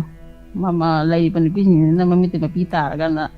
loi na ngasi ung da wa ba khang ga lei ni ba khang ya koi ju akoi na ju kana la koi boat se pi ga na akoi gi da mak ta kari gum khara torok pa ngam ga ge hai ba je koi ju akoi gi thamoi da khal la ga la lai jari ne ba ngasi ung manung gi da aduna siga ju mari leina na akoi gi ju akoi gi khul la kai ji goi ba kano problem masa thoi hai ba de akoi gi di bot ka den da mai leina de akoi maning da ko kha khara lai ba je akoi se lambi piyo na moina mamang da mu hai ga khon ya roi na mu thing le ba lambi je mathang ani um to so mu thamme ale ngarang han je mu moina mu hai ja moina mo postor e je kai gumba moina mu phun je la me moi myam phun da ga na da kai gumba lambi je han to mu thing ta ga di matung da la ka do wa lo u ni khane kai ne kai gumba any problem thor ko matam da kai gumbi ta No ai roi sini mo hai je moi lambi pi dra ga di sini pi dra ga di noi da kai gumbi da protection to ro na ngarang je koi myam chang rong meeting to re mu tho cha la ka na da mu su lambi do khoi na mu sung tau khai ro re police ke ge loi la la ga na do mai to na khoi theng la ri bo jik se adu nga se lan thi ho ba da nga si mu nong gi da ni pi kang up sing de mayum da tangul ta na le ba phang ri ba ne ba adu na maram ora ka na da board ke da mang ta di mayam na hai bi dra ga ju mi du wa khan da loi na ai si ta pi ba yai na ta ya de ha loi khal la ga le ra ba ngak ta di sma hai je ne sa Okay. Thank you, Thagachari. thank you sir Mathangi caller da khudong chaba pijari. Hello. Hello. Jataram lokchari thorom saru ya birali ba minga lai fango mayam nong tai bisi. Sar ai phone tawjare bai sang them awang le kai dagi sang them thoi ba. Taram lokchari ja thoi ba saru ya birak pa kari wafam thambiningi. Sar na nong ma khoi sadok pi ba khoi gi Madam Chandani amadi khoi gi sar khamba unag bagi program ma sar tawbi gi do. Hoi. ꯃꯗꯨ ꯇꯥꯕꯗ ꯃꯤꯠꯇꯒꯤ ꯄꯤ ꯇꯥꯈꯤꯕ ꯈꯪꯍꯧꯗꯦ ꯁꯥꯔ ꯃꯗꯨ ꯃꯇꯝ ꯇꯦꯟꯕ ꯑꯣꯏꯅꯤꯡꯈ꯭ꯔꯦ ꯑꯗꯨꯝ ꯂꯣꯏꯁꯟꯈꯤꯕꯅ ꯍꯥꯟꯈ꯭ꯔꯦꯕ ꯁꯥꯔ ꯄꯨꯡ ꯑꯃ ꯃꯈꯥꯏꯅꯤ ꯎꯅꯖꯕꯗꯣ ꯑꯗꯣ ꯅꯨꯡꯉꯥꯏꯕꯅꯤ ꯁꯥꯔ ꯑꯗꯨꯝ ꯇꯦꯟꯕ ꯑꯣꯏꯅꯤꯡꯉꯦ ꯑꯗꯣ ꯌꯥꯔꯒꯗꯤ ꯃꯗꯨꯒꯨꯝꯕꯗꯣ ꯑꯃꯨꯛꯇꯪ ꯃꯔꯛꯇ ꯁꯟꯗꯣꯛꯄꯤꯔꯒꯗꯤ ꯌꯥꯝ ꯅꯨꯡꯉꯥꯏꯖꯒꯅꯤꯅ ꯁꯥꯔ ꯇꯧꯖꯕꯅꯤ ꯇꯧꯖꯒꯦ ꯑꯣꯖꯥ ꯆꯥꯟꯕꯤꯔꯕꯗꯤ ꯀꯔꯤ ꯍꯥꯏꯕ ꯇꯥꯔꯦ ꯇꯥꯏꯕꯪ ꯁꯦꯝꯕ ꯃꯄꯨꯅ ꯆꯥꯟꯕꯤꯔꯕꯗꯤ ꯍꯥꯏꯔꯤꯕ ꯃꯍꯥꯚꯥꯔꯠꯀꯤ ꯑꯣꯖꯥꯁꯤꯡꯗꯣ ꯅꯣꯡꯃ ꯄꯨꯂꯞ ꯐꯝꯍꯜꯂꯒ ꯑꯃꯨꯛꯇꯗ ꯇꯧꯕ ꯑꯃ ꯁꯣ ꯃꯈꯜ ꯑꯃ ꯍꯥꯏꯇꯥꯔꯦ ꯃꯁꯤ ꯁꯤꯟꯕꯗ ꯂꯨꯄꯥ 10,000 ꯆꯪꯏ ꯑꯗꯣ ꯃꯁꯤ ꯑꯩꯈꯣꯏ ꯉꯝꯕ ꯇꯥꯟꯖꯥ ꯑꯃ ꯂꯥꯛꯄ ꯑꯣꯏꯖꯒꯦ ꯑꯣꯖꯥꯁꯤꯡꯗꯨ ꯐꯝꯍꯜꯂꯒ ꯍꯦꯛꯇ ꯄꯨꯡ ꯑꯃ ꯑꯅꯤ ꯁꯥꯟꯅꯍꯜꯂ ꯂꯣꯏꯔꯦꯁꯨ ꯈꯜꯂꯤ ꯑꯣꯖꯥꯁꯤꯡꯗꯣ ꯑꯂꯛ ꯑꯂꯛ ꯈꯥꯏꯗꯣꯛꯅꯔꯒ ꯈꯔ ꯄꯨꯔꯛꯀꯦ ꯍꯥꯏꯕꯁꯨ ꯈꯜꯂꯤ ꯉꯝꯅꯕ ꯃꯗꯨ ꯍꯣꯠꯅꯖꯔꯛꯀꯦ ꯑꯣꯖꯥ ꯃꯇꯝ ꯈꯤꯇꯪ ꯉꯥꯏꯃꯤꯟꯅꯁꯦꯅ ꯑꯗꯨꯝ ꯍꯥꯏꯖꯒꯦ ꯑꯣꯖꯥ ꯀꯣ ꯊꯥꯒꯠꯆꯔꯤ ꯁꯥꯔ ꯑꯗꯣ ꯌꯥꯝ ꯅꯨꯡꯉꯥꯏꯖꯈ꯭ꯔꯕ ꯅꯨꯃꯤꯠꯇꯣ ꯌꯥꯝ ꯅꯨꯡꯉꯥꯏꯖꯩ ꯑꯩꯈꯣꯏ ꯃꯁꯤ ꯙꯔꯃꯒꯤ ꯋꯥ ꯅꯠꯇꯦ ꯑꯣꯖꯥ ꯑꯩꯈꯣꯏꯒꯤ ꯃꯨꯁꯂꯤꯝ ꯍꯥꯏꯕ ꯇꯥꯔꯦ ꯃꯨꯁꯂꯤꯝ ꯍꯥꯏꯒꯨꯝꯁꯦ ꯑꯩꯈꯣꯏ ꯄꯥꯡꯒꯟ ꯍꯥꯏꯁꯤ ꯃꯩꯇꯩ ꯄꯥꯡꯒꯟ ꯏꯆꯤꯟ ꯏꯅꯥꯎ ꯐꯥꯎꯕꯗ ꯍꯥꯏꯇꯥꯔꯦ ꯑꯁ ꯚꯤꯝꯒꯤ ꯃꯇꯥꯡꯗꯣ ꯅꯨꯡꯉꯥꯏꯌꯦꯅ ꯑꯗꯨꯝ ꯍꯥꯏꯕꯤꯌꯨ ꯃꯁꯤ ꯍꯤꯟꯗꯨ ꯙꯔꯃ ꯆꯪꯉꯦ ꯍꯥꯏꯕ ꯅꯠꯇꯦ ꯋꯥꯔꯤꯗꯨ ꯅꯨꯡꯉꯥꯏ ꯍꯥꯏꯕꯅꯤ ꯄꯨꯛꯅꯤꯡ ꯂꯧꯁꯤꯡ ꯑꯣꯏꯕꯗꯣ ꯑꯗꯨꯅ ꯃꯍꯥꯚꯥꯔꯠ ꯁꯟꯇꯣꯛꯄ ꯃꯇꯝꯗ ꯑꯩꯈꯣꯏꯅ ꯊꯦꯡꯅꯖꯔꯛꯄꯗ ꯑꯗꯨꯅ ꯑꯃ ꯑꯣꯏꯔꯦ ꯅꯨꯡꯉꯥꯏꯕꯅꯤ ꯃꯁꯤ ꯙꯔꯃꯒꯤ ꯋꯥ ꯅꯠꯇꯅ ꯑꯃ ꯅꯠꯇꯅ ꯑꯣꯖꯥꯁꯤꯡꯗꯨꯅ ꯁꯥꯟꯅꯕꯤꯕ ꯂꯤꯂꯥ ꯃꯌꯥꯝ ꯄꯤꯔꯤꯕ ꯅꯣꯂꯦꯖ ꯃꯌꯥꯝꯗꯣ ꯍꯥꯏꯇꯥꯔꯦ ꯑꯣꯖꯥ ꯊꯣꯏꯕ ꯀꯔꯤ ꯆꯤꯊꯕ ꯂꯩꯕꯤꯔꯤ ꯇꯥꯛꯄꯤꯌꯨ ꯑꯗꯣ ꯁꯥꯔ ꯑꯗꯨꯒ ꯑꯩꯈꯣꯏꯒꯤ ꯍꯨꯏꯅ ꯆꯤꯛꯄꯗꯒꯤ ꯃꯤ ꯁꯤꯈꯤꯕ ꯀꯌꯥ ꯑꯃꯁꯨ ꯑꯩꯈꯣꯏ ꯈꯕꯔꯗ ꯔꯦꯗꯤꯑꯣꯗ ꯇꯥꯖꯈ꯭ꯔꯦꯕ ꯁꯥꯔ ꯑꯗꯣ ꯑꯩꯈꯣꯏ ꯂꯩꯁꯥꯡꯊꯦꯝ ꯑꯋꯥꯡ ꯂꯩꯀꯥꯏꯒꯤ ꯑꯣꯏꯕ ꯁ꯭ꯋꯥꯏꯒꯤꯁꯤ ꯑꯩꯈꯣꯏ ꯍꯤꯗꯥꯛ ꯀꯥꯞꯄꯤꯗꯕ ꯍꯥꯏꯇꯥꯔꯦ ꯃꯁꯤꯗꯗꯤ ꯑꯗꯨꯝ ꯀꯥꯞꯄꯒꯤ ꯄꯥꯎꯒꯤ ꯇꯥꯖꯕ ꯑꯗꯨ ꯌꯥꯔꯒꯗꯤ ꯑꯩꯈꯣꯏ ꯁꯥꯡꯊꯦꯝ ꯑꯋꯥꯡ ꯂꯩꯀꯥꯏꯒꯤ ꯁꯤꯁꯨ ꯑꯃꯇꯪ ꯚꯦꯇꯅꯔꯤꯅ ꯑꯃꯇꯪ ꯀꯥꯞꯄꯤꯔꯒꯗꯤ ꯌꯥꯝ ꯅꯨꯡꯉꯥꯏꯖꯒꯅꯤ ꯍꯥꯏꯕ ꯁꯤꯃꯇꯪꯒ ꯊꯝꯖꯒꯦ ꯇꯧꯅꯤ ꯁꯥꯔ ꯊꯥꯒꯠꯆꯔꯤ ꯌꯥꯝꯅ ꯐꯖꯕ ꯋꯥꯐꯝꯅꯤ ꯂꯩꯀꯥꯏꯒꯤ ꯑꯣꯏꯕ ꯂꯝꯗꯝꯁꯤ ꯑꯣꯏꯕ ꯍꯨꯏ ꯍꯤꯗꯥꯛ ꯂꯣꯏꯅ ꯀꯥꯞꯅꯔꯦ ꯍꯧꯖꯤꯛꯁꯤ ꯃꯔꯝꯗꯤ ꯍꯟꯗꯛ ꯍꯨꯏꯅ ꯆꯤꯛꯄꯗꯤ ꯃꯤꯑꯣꯏ 4 ꯂꯩꯈꯤꯗ꯭रे ꯑꯗꯨꯅ ꯁꯤ ꯌꯥꯝꯅ ꯅꯨꯡꯉꯥꯏꯒꯤꯗ꯭ꯔꯕ ꯁꯤꯒꯨꯝꯕ ꯊꯧꯗꯣꯛ ꯑꯁꯤ ꯊꯣꯛꯇꯅꯅꯕꯒꯤꯗꯃꯛ ꯌꯨꯝꯗ ꯂꯣꯏꯕꯤꯔꯤꯕ ꯍꯨꯏ ꯂꯣꯏꯕꯤꯔꯤꯕ ꯃꯄꯨꯁꯤꯡ ꯃꯌꯥꯝ ꯄꯨꯟꯁꯤꯟꯅꯔꯒ ꯑꯣꯏꯔꯁꯨ ꯑꯃꯁꯨ ꯍꯧꯗꯣꯡꯁꯨꯅꯤ ꯑꯗꯨꯅ ꯃꯁꯤ ꯃꯔꯨꯑꯣꯏꯅ ꯍꯤꯗꯥꯛ ꯀꯥꯞꯊꯣꯛꯄꯤꯌꯨ ꯍꯤꯗꯥꯛ ꯀꯥꯞꯊꯣꯛꯅꯅꯕ ꯁꯤꯟꯕꯤꯌꯨ ꯍꯥꯏꯕ ꯇꯥꯔꯦ ꯊꯥꯒꯠꯆꯔꯤ ꯑꯣꯖꯥ ꯊꯣꯏꯕ ꯊꯧꯔꯝ ꯊꯥꯒꯠꯆꯔꯤ ꯁꯥꯔ ꯌꯥꯝ ꯅꯨꯡꯉꯥꯏꯖꯩ ꯑꯩꯈꯣꯏꯒꯤ ꯊꯧꯗꯥꯡꯅꯤ ꯑꯩꯈꯣꯏ ꯊꯧꯗꯥꯡ ꯂꯧꯃꯤꯟꯅꯁꯤ ꯍꯨꯏ ꯂꯣꯏꯕꯤꯔꯤꯕꯁꯤꯡꯁꯨ ꯃꯤ ꯉꯥꯏꯅꯗꯅ ꯏꯁꯥꯅ ꯂꯨꯄꯥ 100 150 ꯇꯧꯔꯒ ꯀꯥꯞꯊꯣꯛꯄꯤꯌꯨ ꯅꯨꯡꯁꯤꯔꯕ ꯍꯨꯏꯗꯨꯅ ꯃꯤꯒꯤ ꯃꯆꯥꯁꯤ ꯎꯔꯕꯗꯤ ꯍꯌꯦꯡ ꯃꯤ ꯁꯤꯔꯕꯗꯤ ꯑꯗꯣꯝꯁꯨ ꯑꯋꯥꯕ ꯇꯥꯒꯅꯤ ꯅꯨꯡꯁꯤꯔꯕ ꯑꯗꯣꯝꯒꯤ ꯍꯨꯏ ꯑꯗꯨꯁꯨ ꯀꯅꯥꯅ ꯈꯪꯅꯤ ꯅꯨꯡꯁꯤꯅꯅ ꯂꯩꯔꯤꯕꯗꯨ ꯂꯩꯃꯤꯟꯅꯕ ꯐꯪꯈꯤꯗꯕꯁꯨ ꯌꯥꯏ ꯍꯜꯂꯣ ꯇꯔꯥꯝ ꯅꯣꯛꯆꯔꯤ ꯑꯣꯖꯥ ꯕ꯭ꯔꯣꯖꯦꯟ ꯁꯥꯔ ꯑꯩ ꯇꯧꯖꯔꯛꯏꯁꯤ ꯀꯩꯔꯛ ꯃꯌꯥꯏ ꯂꯩꯀꯥꯏꯗꯒꯤ ꯊꯣꯡꯒ꯭ꯔꯥꯝ ꯕꯣꯖꯦꯟꯗꯣ ꯃꯩꯇꯩꯅ ꯁꯥꯔ ꯑꯩꯅ ꯍꯥꯏꯖꯅꯤꯡꯕꯗꯤ ꯑꯩꯈꯣꯏꯒꯤ ꯃꯃꯥꯡꯒꯤ ꯀꯣꯂꯔꯅꯁꯨ ꯑꯩꯈꯣꯏ ꯆꯦꯡꯁꯤ ꯌꯦꯜꯂꯦꯗꯤ ꯍꯥꯏꯕ ꯇꯥꯔꯒꯗꯤ ꯑꯩꯈꯣꯏ ꯀꯩꯔꯛꯀꯤꯁꯨ ꯌꯦꯟꯈ꯭ꯔꯦꯕꯀꯣ ꯁꯥꯔ ꯃꯃꯥꯡꯗ ꯅꯝꯁꯤꯜꯂꯒ ꯂꯩꯈꯤꯕ ꯊꯥ 4-5ꯒꯤ ꯆꯦꯡꯗꯨꯗꯤ ꯌꯦꯟꯗꯦꯕꯀꯣ ꯁꯥꯔ ꯍꯟꯗꯛ ꯊꯥꯁꯤꯒꯤ ꯑꯣꯏꯅ ꯆꯦꯡ ꯀꯦꯖꯤ 5-5ꯗꯤ ꯐꯪꯖꯔꯦ ꯃꯁꯤꯗ ꯑꯩꯅ ꯍꯥꯏꯖꯅꯤꯡꯉꯤꯕꯅ ꯑꯩꯒꯤ ꯄꯤꯛꯂꯤꯕ ꯑꯉꯥꯡ ꯍꯧꯖꯤꯛꯇꯤ ꯑꯩꯒꯤ ꯄꯤꯛꯂꯤꯕ ꯑꯉꯥꯡ ꯍꯥꯏꯇꯥꯔꯦ ꯑꯩꯈꯣꯏ ꯏꯆꯥꯅꯨꯄꯥꯒ ꯏꯆꯥꯅꯨꯄꯤꯒ ꯑꯩꯈꯣꯏ ꯔꯦꯁꯟ ꯀꯥꯔꯗꯇ ꯌꯥꯎꯔꯛꯄ ꯆꯦꯡꯗꯤ ꯑꯩꯈꯣꯏ ꯌꯦꯟꯗꯦ ꯕꯣꯇꯔ ꯀꯥꯔꯗꯇ ꯑꯣꯏꯅ ꯌꯦꯟꯖꯕꯅꯦꯅ ꯑꯩꯈꯣꯏ ꯃꯃꯥꯒ ꯑꯩꯒꯗꯤ ꯑꯗꯨꯝ ꯐꯪꯖꯩꯑꯕꯀꯣ ꯁꯥꯔ ꯑꯗꯨꯝ ꯌꯦꯟꯕ ꯈꯨꯗꯤꯡꯒꯤꯗꯤ ꯃꯁꯤꯗ ꯑꯩꯅ ꯍꯥꯏꯖꯅꯤꯡꯕꯅ ꯏꯆꯥꯅꯨꯄꯥꯒ ꯏꯆꯥꯅꯨꯄꯤꯒꯗꯤ ꯁꯥꯔ ꯕꯣꯇꯔꯤ ꯆꯟꯈꯤꯕꯁꯤ ꯆꯍꯤ 2 ꯁꯨꯔꯦꯕ ꯆꯍꯤ 2 ꯐꯥꯔꯦ ꯃꯁꯤꯐꯥꯎꯗ ꯆꯦꯡꯁꯤ ꯐꯪꯗꯦꯕꯀꯣ ꯁꯥꯔ ꯍꯣꯏ ꯍꯥꯏꯔꯨꯔꯒꯁꯨ ꯃꯊꯛ ꯊꯣꯡꯕꯗ ꯑꯗꯨꯝ ꯋꯥꯀꯠꯄꯤ ꯆꯦꯡ ꯌꯦꯜꯂꯤꯕ ꯃꯐꯝꯁꯦ ꯑꯩꯈꯣꯏ ꯃꯦꯝꯕꯔꯅ ꯌꯦꯜꯂꯤ ꯃꯦꯝꯕꯔꯗ ꯑꯩꯈꯣꯏꯅ ꯋꯥꯀꯠꯂꯨꯕ ꯃꯇꯝꯗ ꯑꯩꯈꯣꯏ ꯃꯊꯛ ꯊꯣꯡꯕꯗ ꯑꯗꯨꯝ ꯋꯥꯀꯠꯄꯤꯌꯨ ꯑꯗꯨꯒ ꯁꯣꯏꯗꯅ ꯐꯪꯒꯅꯤꯗꯤ ꯑꯩꯈꯣꯏ ꯀꯅꯥꯗ ꯋꯥꯀꯠꯀꯗꯣꯏꯅꯣꯗꯤ ꯈꯪꯗ꯭ꯔꯦꯕ ꯈꯔ ꯑꯃꯅꯗꯤ ꯑꯩꯈꯣꯏꯒꯤ ꯀꯦꯟꯗ꯭ꯔꯒꯤ MLA ꯑꯩꯈꯣই ꯎꯁꯝ ꯗꯦꯕꯦꯟ ꯑꯩꯈꯣꯏ ꯀꯩꯔꯛꯀꯤ ꯎꯁꯝ ꯗꯦꯕꯦꯟꯗ ꯑꯗꯨꯝ ꯐꯣꯟ ꯇꯧꯔꯒ ꯑꯣꯏꯔꯣ ꯑꯗꯨꯝ ꯍꯥꯏꯌꯨ ꯀꯥꯏꯅ ꯍꯥꯏꯌꯦꯕꯀꯣ ꯁꯥꯔ ꯃꯁꯤꯁꯨ ꯀꯃꯥꯏꯅ ꯇꯧꯕꯅꯣ ꯈꯪꯗ꯭ꯔꯦ ꯑꯗꯨꯒ ꯃꯃꯥꯡꯒꯤ ꯀꯣꯂꯔꯅ ꯐꯣꯡꯗꯣꯛꯄꯗꯨꯁꯨ ꯑꯩꯈꯣꯏ ꯌꯦꯜꯂꯦ ꯍꯥꯏꯕꯗꯤ ꯌꯥꯝꯅ ꯐꯖꯩ ꯑꯗꯨꯒ ꯉꯁꯥꯏꯒꯤ ꯄꯨꯊꯈꯤꯕ ꯍꯥꯏꯇꯥꯔꯦꯀꯣ ꯁꯥꯔ ꯊꯥ 4-5 ꯌꯦꯟꯗꯅ ꯄꯨꯊꯈꯤꯕ ꯆꯦꯡꯁꯦ ꯃꯁꯤ ꯑꯗꯨꯝ ꯅꯝꯃ ꯊꯝꯈ꯭ꯔꯅꯦꯕ ꯁꯥꯔ ꯃꯁꯤ ꯑꯃꯇꯪꯒ ꯑꯩ ꯍꯥꯏꯖꯒꯦ ꯇꯧꯕꯅꯤ ꯅꯨꯡꯉꯥꯏꯇꯦꯅ ꯁꯨꯃꯥꯏꯅ ꯇꯧꯔ ꯅꯝꯃꯒ ꯃꯥꯡꯍꯟꯕꯁꯤ ꯅꯨꯡꯉꯥꯏꯇꯦꯅ ꯍꯥꯏꯖꯒꯦ ꯇꯧꯖꯕꯅꯤ ꯁꯥꯔ ꯑꯣꯀꯦ ꯄꯨꯊꯈꯤꯕꯁꯤꯡꯗꯨꯒꯤ ꯃꯇꯥꯡꯗ ꯇꯥꯛꯄꯤꯔꯤ ꯊꯥꯒꯠꯆꯔꯤ ꯑꯣꯖꯥ ꯑꯣꯖꯥꯒꯤ ꯋꯥꯈꯜꯂꯣꯟ ꯊꯝꯕꯤꯔꯛꯄ ꯊꯦꯡꯛ ꯌꯨ ꯁꯣ ꯃꯆ ꯊꯥꯒꯠꯆꯔꯤ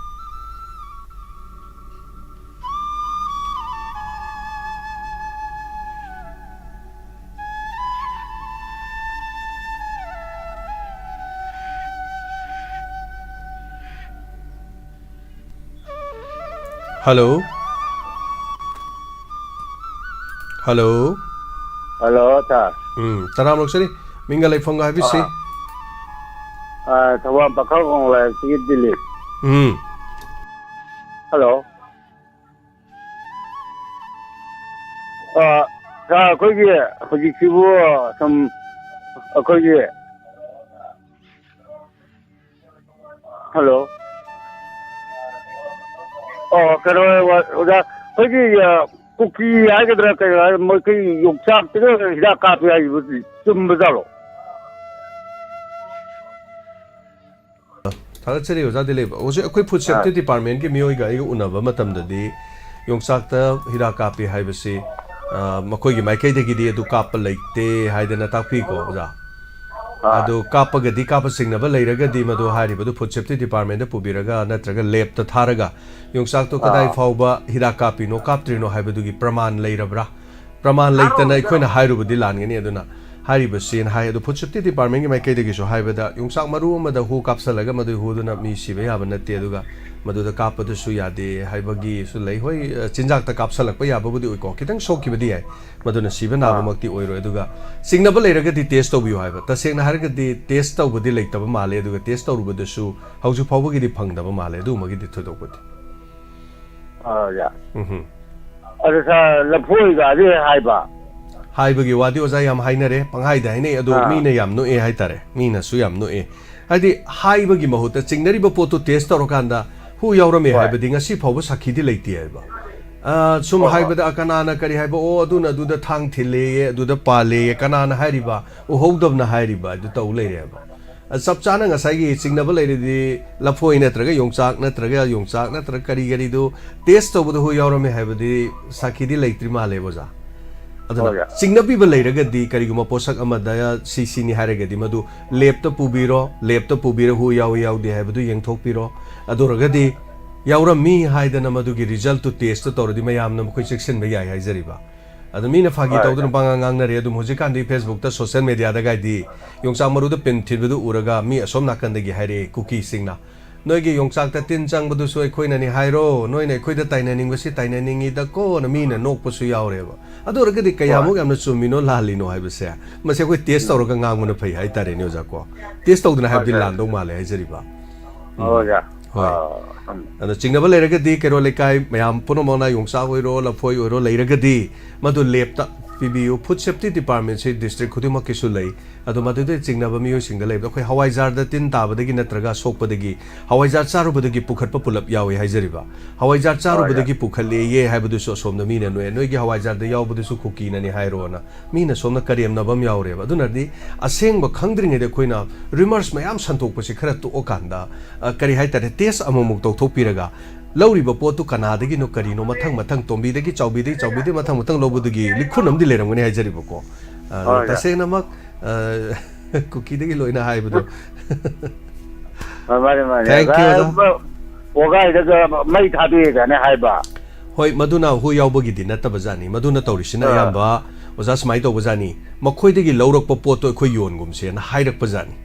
ꯃꯈꯣꯏꯗꯒꯤ ꯂꯧꯕ ꯄꯣꯠꯇꯨ ꯌꯣꯟꯒꯨꯝꯁꯤ ꯃꯈꯣꯏ ꯁꯦꯜ ꯐꯪꯈꯤꯅꯤ ꯍꯥꯏꯕꯅꯤ ꯑꯗꯣ ꯃꯈꯣꯏꯅ ꯑꯃꯨꯛ ꯍꯥꯏꯔꯤ ꯑꯗꯨꯀꯥꯟꯗ ꯐꯔꯦꯅꯦ ꯑꯗꯨꯗꯤ ꯃꯣꯔꯦꯗꯒꯤ ꯂꯧꯔꯛꯄ ꯀꯥꯡ ꯍꯤꯗꯥꯛꯇꯣ ꯊꯥꯕꯤꯔꯣꯅꯨ ꯃꯣꯔꯦꯗꯒꯤ ꯂꯧꯔꯛꯈꯤꯕ ꯃꯣꯝꯄꯥꯛ ꯐꯤꯗꯛ ꯃꯣꯝꯄꯥꯛ ꯀꯔꯤ ꯃꯩ ꯊꯥꯗꯣꯛꯄꯤꯔꯣ ꯅꯣꯏ ꯅꯌꯨꯝꯗ ꯂꯩꯔꯤꯗꯣ ꯃꯣꯔꯦꯒꯤ ꯄꯣꯠ ꯑꯝꯇ ꯌꯥꯎꯗꯕ ꯌꯥꯎꯔꯝꯃꯣꯏ ꯃꯣꯔꯦꯒꯤ ꯄꯣꯠ ꯃꯌꯥम ꯂꯩꯔꯗꯤ ꯃꯩ ꯊꯥꯗꯣꯛꯄꯤꯈꯣ ꯍꯥꯏꯔꯤꯕ ꯑꯩꯈꯣꯏꯅ ꯀꯩꯗꯧꯕꯩ ꯊꯥꯗꯣꯏꯅೋ ꯃꯣꯔꯦꯗ ꯌꯣꯜꯂꯤꯕ ꯄꯣꯠꯁꯤꯡꯗꯨꯕꯨ ꯅꯣꯏ ꯀꯨꯀꯤꯅ ꯂꯣꯏ ꯌꯣꯟꯕꯔꯣ ꯀꯨꯀꯤꯅ ꯌꯣꯟꯕ ꯋꯥ ꯅꯠꯇꯦ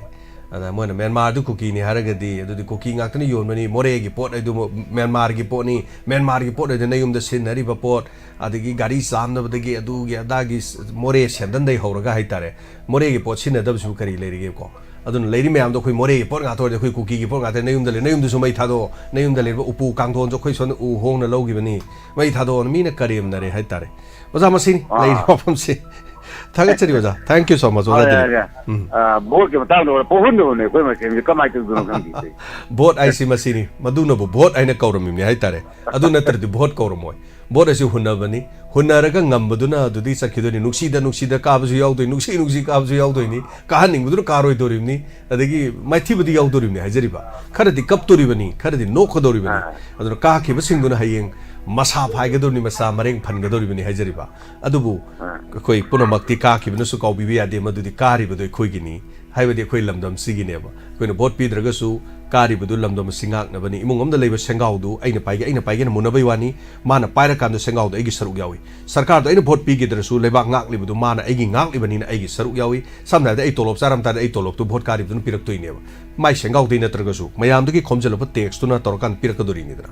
aduna thagachari oja masini पुनमक्से अखोगी याम चावरब सेनगाव खलै सेनगाव सिनी अदुना जीएसटी दगी अखोगी टैक्स दगी नोमगी कोलगेट सापोन सेंग हवाई थुम लैलिबा मयाम से सिगी सिकी मखाई सिकी इसिंग दगी हौरगा मेडिकल गी आइटम युमदा थालिबा मै इंटरनेट लोइनमक से लिसार आइना लेलिबा फुरिसे सिदगी फावबदा टैक्स से मखाई सिकी लुपा से लोइनमक लौरिनि हाजरिबा सरकारना मदुगी टैक्स मयाम दुना आदा पुन्ना लेरकांदा टैक्स दुना माई मागी स्टेट की खाइदोरकलिबनी पुनमक सिंगसि लाइबनी हाइतारे खै साखथुंगसे so thagachari aduna ni akhoi gi cheng phawbo pireisi madugi text ni free de pirakpa nate aduna thagachari punamakse thagachari mathagi color da khudong sa pisagi hanana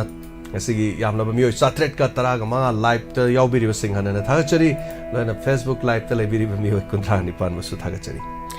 hello ma saki mai no le kini taram luksari ma saki kari wa phone haibini nge tapiu vote ki ji haira do eta woni ai party hunba amata haijero kai gumba koina thengna jar ko knowledge kitang share tau jara ke koi mayam da hoi vote si di koi gi art ka science ka pulle hai tare asi a ma da law khong ga ka na kai tok mi na ya mo na tawe aduga mani pawa si yamna mayam tawragum ji masi ek tawda koi loop la dawni haiba ji ma pham ni ma thamjage aidi kananta influence ta tawroi achengba aina thadani ba mi du vote pi gani apaba mi du da aduga aina ngarang singjamai da koi ijanu pi manak tatpada mi na aidi bu kanada thadaw haino na koi khangna chana ba jing yam hang e masi khumba yam lui aduga candidate sing da yam fajana vote kombi yu mayam su fajana khandi yu tawba bu candidate to content yamna yaw candidate khansi content hai bajida leibak ki machak larik ki machak mayam ma leigre koina takcha bai wadi na te ko ima oina sum hal oi rak pagi sum thengnajar pa knowledge hai tare aduga mi je lai am hai ra jungang ba yamna hai ta bai yawi re koina satra wadi ngai aina graduation ga pass tawra sok 1992 da koi gi alien vitamin na je matam gar tawrame ada matamnadi chahi kungani to humdoi suradi laisabi ti lire yum pan ba khangdre khumu thoe na tawri da koi mana machan pi amata yawn mayan kwai hajan bajuda aija mapung phadana koi gi luong gi bai tare aduna elen bidu khara tamga mapung phawdre adu tamingai manung duda koina citizen development committee na koi gi candidate sing di kauraga wahang mayam hange panelist ka phammadana adu pambadu da imasu saruk yare aida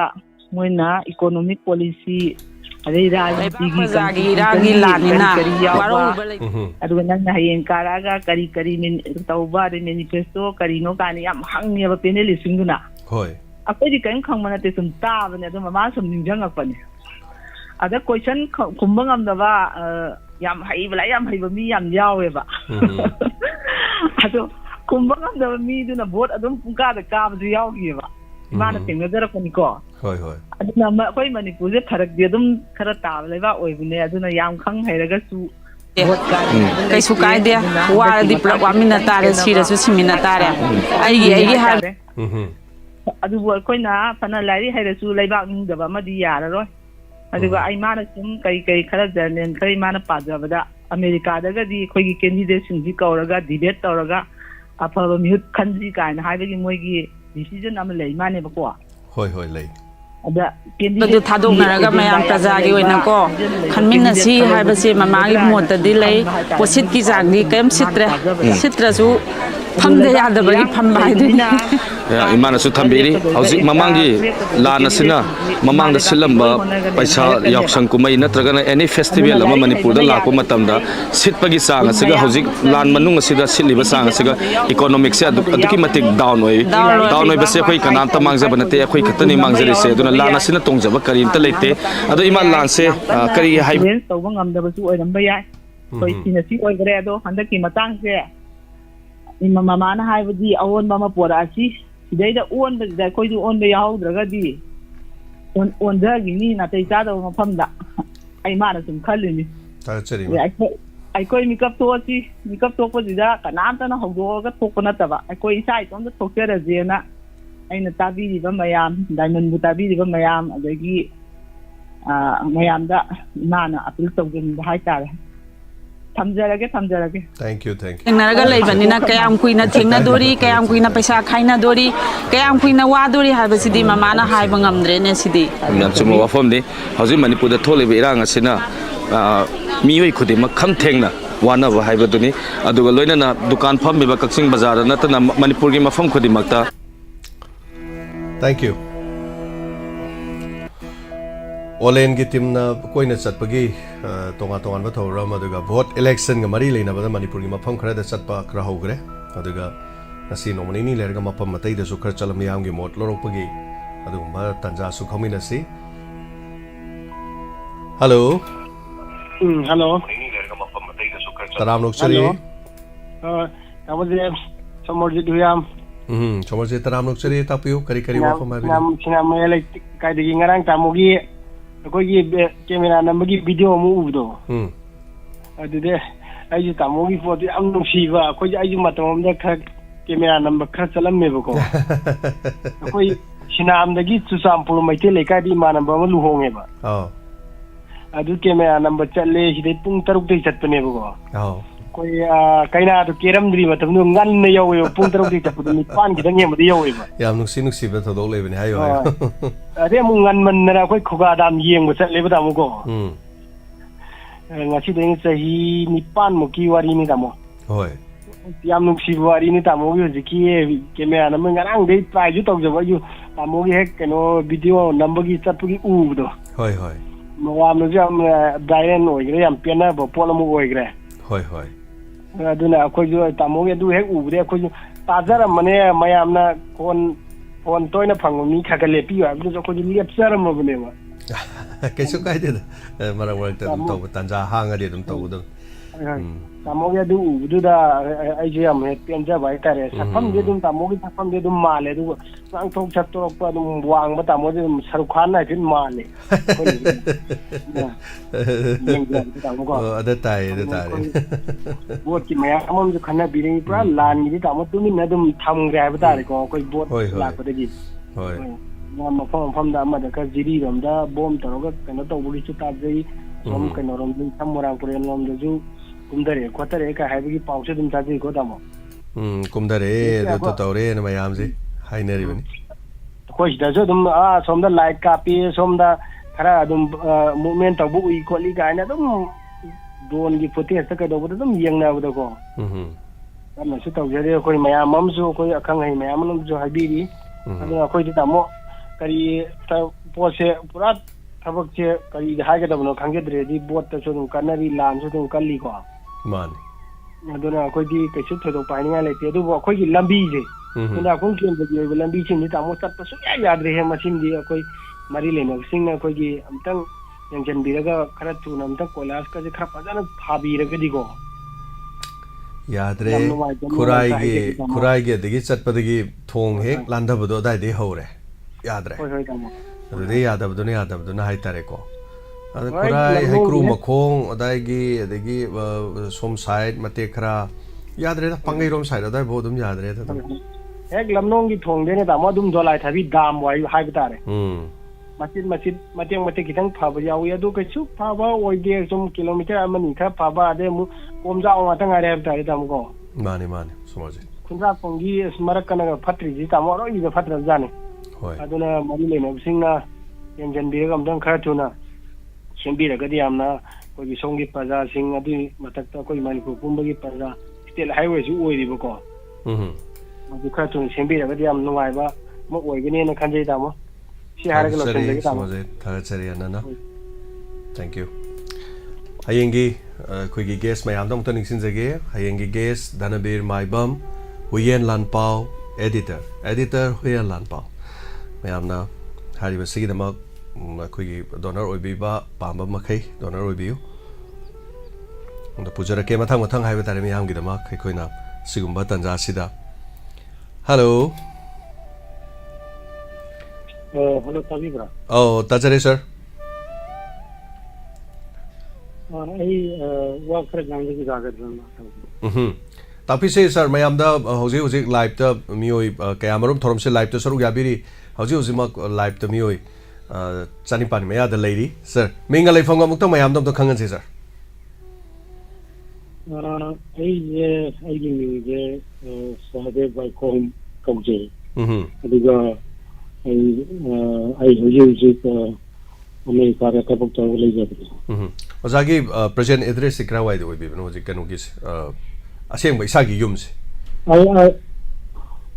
isagi ai tawal legi de sa aseng legi de okay thawal legi oza si hoji hoji US ta lei biba oza tapiu kari kari wafam thambe ningi oza kanone ai je election legi politics ai thawai ta yauje de ba adu ita ju 100 manipur yang ware kana yang sari ma pagalam yang ware bina 100 ki MP election higa ko ye apa ni kemanya kan higa no wa kan hajen bai tare ko ya jadi habiu da ado ko ye ki election je ko ye April 19 ni ko अभी तो कोई लेती जे वजा भी मोल ले रहे अभी काइकू ले रहे महेशो ले रहे अभी पसंदता मजूद जावे को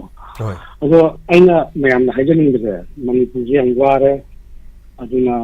हानि की फिगम दे तो दे दिदा अदना कोई कैंडिडेट मैम जे पदना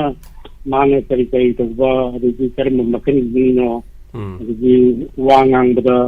wangang daga akogi mission ba amana ngang bi wangang yaubra akogi nasi ngarang kai taw hai bi yening dawai tare ko akogi mana sahi kya je mana kari manipur me te kai thabu tawi mana manipur me te kyam na manipur me te kyam kathop gang ni leina adum dai yenga akogi seng hajara bada कोई मनपुर हानि चंद भी फैले ना आई high high हो गया कोई चंद ना दो अभी तौदबिदा अफब मी मखलगा तो आई मी अदुदा वदाबी मन थादो अदुगी कठुन थादो महेशो थादो अदुगी बतंता तो हाई जा रो गानी मा मैं तिगलगा ना मैं तिगलगा अफब म थागसी कोई हानि जी हबी जाबी तौरी जी Manipur yang ware okay Manipur yang ware aduna apaba leader apaba matik chaba musim dama khanji akogi ngah ki akogi mitran da tawga akogi pangdaba tawreji manipur yang ware adu ketan haning bai tare ko akogi kara achum akogi musim me khan de kara apaba khalaga manipur jam da kan akogi ai sama america le je akogi manipur ya am chi ba ni ba ado isam lakta ngamjada ju ngamjada ta ju akogi ya akogi internet ki matamina loine khangye ba kari kai ta manipur da kari thori kamai tori rei pak sida leijadra ga su ma pale ga su isadi mafam se sorok pani na ngasai gi le pak si awa nungai pon muksi khangmani ni sentiment to ayowi aduna hanta ki matang se mayam no wakhal khanbi yo hai bo wafam se ni hai tare ko ja ya adu hai ga khadum sai yam tagat tarika oza hujik se yam nungai je oza gi wakhalon su share to bi oza masi ada USA da ga le ga di masa koi yumlom da voting right ti mang gra bra postal da kai thada ba ya ba gi kai le bi bra kari hona bi ba di le bi oza option ma di le ba ai details aina ticket da option ma di le adu ai je aina maina vote thada ba chatpegi jaga mu khidang la pai tar ba ai le jaga di le aduna option di le ba mo le ai ne le jaga di ge mu kar la pai tar aduna vote ti thada ba ngamdre aduna mayam je kar gyan tar ji ha me ge ma ne tawri je na haijani bai tar thank you thank you sir thaga chari adu USA da hojik se pung kya tabir ge oza karam ma tam oibir ge hojik si bo asadu somta binya anisi ahingi pung hom khatare ahingi asadu di sir tum da makai bo ngai re ga phone to biri hai tare ko anyway Siang Nigeria bagaimana? Siang Nigeria bagaimana? Aku ini kerana Nigeria mana Amerika dah lagi kayak kita ni na. Siang Nigeria aku season lagi aku je wah bagaimana seru jaga deh aku itu. Mana? Aduna abis ni tumbang cabang kan dari problem laksan lagi aku itu. Aduna ma'am जो खर अमुक जो हन हाइजर नहीं ने ma'am दा अब हम मी kan ji कोई हाबी जाबी तो मैम दा आई खुद लो कुरुम दा जाय तारे वारे मैम ना okay जा थका चाहिए जा thank you so much जा thank you याम नवाजे thank you so much मथंगी कोलर दा कोदोंग साबा पिजरी the USA दा लेबा मणिपुरी मचा है बता रहे मना हौजिक ओरिबा मणिपुर की थोइबा सिनेरियो ओरिबा मो मतौसिदा मसा मबो थादबा फंगदरगसु मपालमदा लेजरगसु सना लेपाक मणिपुर मियाम पुनमना फबा मिउट अमा खलौनबा तुंग कोइने सतनबा मगी वखलदा थाबियो हबने कनागुम मा तमना हरकब नते आप जिस व्यक्ति से बात कर रहे हैं उन्होंने आपके कॉल को होल्ड पर रखा है कृपया लाइन पर बने रहिए The person you are speaking with call तो Birpa your call on hold. now Please stay on the Shakespeare line. वगने न खले नंबर से दो कॉल होल्ड तो लेगरे उन्होंने आपके कॉल को होल्ड पर रखा है कृपया लाइन पर बने रहिए अमोना तो बिरो शेक्सपियर थोरम से ताबिरगदि अदम कॉल से अदम ना होल्ड तोरगा थंबिग्रे अदन मरम ओरगा मथंगदा मोना तो बिरक्सी नाउ शेक्सपियर ताबिरगदि अमुक होल्ड तोर लेबदो लोरगा कॉल तो बिरो हेलो हेलो तराम लोसरी पुनिंग की बात करवाई भी रहो औ माने करी लमदगी ओबिबनो कनो दगी नमा पर बैकाई लीला तो वफी बांदगी नमारा पम लेकाय लीला तो बुकी मपानदगी करी कवारो इमाना कोई तान तानरंबदो कवा ओदिरबा कनवा पर बैकाई पुखिए सोबनी ओ ओ ओ होय लीला अंदर लो कनो की लीला कुई दुख खरा कुई रे लान तो दिने लीला बदाइना केला कोई तान तानबदो लीला रो बकनबदो याम नुवाइजरे मासरुगा बिरकपा करी वाफम हाइबिनिंग बेमा असुम कुईरे कनो तौबगी अखोइगी नेट यादिङैददि अनिरक खौ फंजगरे नेट ले याबदगी दि सुक फंगदरे अदैदा ngarang nahan amakhakna haijibado phangdaba khoigisu saru khara yabiyu ka haibado aina yamna nungaijaba phongtokningba haitare imase yamna di tawdingba hirang khundimangti loina tajaraga ne som ibungoda si tawi na haibagi tantadi su phanghe phangdaba aduga matam sigi irang sigi su khaluraga su yamna matha sai khangbi haibam tawbam khangbi halloiba khodi yang waida ado hakjang amde adu tawde ada tawde haibase akhoi su yam pakhatle taibang mioi ba haibase bi siroi haibadi yade dana isanupa aduga siba haibase loin tondana leirabani haga ai siroi hai singi adagi kanu tawi sa phaika ya ponte siba si loi leidore loi sidoi adaiduda kari gumba na mioi bagi mapoksina kari gumba loi khraga di siba si tawraga di jinsi da di haini de ko isanupa se khangawdana sire ka hairaga di manipur gi da natana topa desh gi da su ngawdori ba mayam ni hada madugi ka haipe ka chingjala khaluraga di ahinga je tumba ya ponte koi nongma tayai tahuda bada kalai da sakhage adu na thulak pa se itano pana di adugi da adu thiyo na hojik su tum haibi ki ko ado akhoi di thibam de khangja ti ahal waramna tagi sa ma da hai adu na te malama ga adum chata tu is adu kona laga thengnaruba da ngau dongna tare ba koichi hoi adu gi sum nungai ta bai nungai ba phongto ko wani thiba na doi wa khan ji sukha ni khanna gum ji haina gum ji hakjang ngam de ka su ya matha sa ngam de ai ma yam kana donga ngam na te da kidang son ba khot paisa sorom ba ngai ta bai wani dom to ba na te ma matam rim lai de ko adum mane adu ga ne ꯍꯦꯛ ꯇꯥꯕꯗꯅꯦ ꯀꯗꯧꯔꯖꯥꯠꯅꯣꯅꯦ ꯀꯀꯥꯅ ꯑꯩꯈꯣꯏꯒꯤ ꯑꯍꯥꯟꯕꯩ ꯀꯣꯔꯣꯅꯥꯒꯤꯗ ꯅꯥꯗꯅ ꯁꯨꯃꯥꯏꯅ ꯑꯩ ꯂꯥꯛꯇꯦ ꯑꯩꯅ ꯑꯣꯠꯇꯅ ꯊꯤꯔꯀꯥꯟꯗ ꯅꯣꯡꯃ ꯅꯤꯅꯤ ꯁꯨꯔꯀꯥꯟꯗ ꯁꯨꯃꯥꯏꯅ ꯇꯧꯋꯦꯅ ꯄꯥꯎ ꯇꯥꯔꯛꯄꯗꯒꯤ ꯍꯦꯛꯇ ꯇꯧꯐꯝ ꯈꯪꯗꯗꯅꯕꯀꯣ ꯏꯁꯥꯁꯦ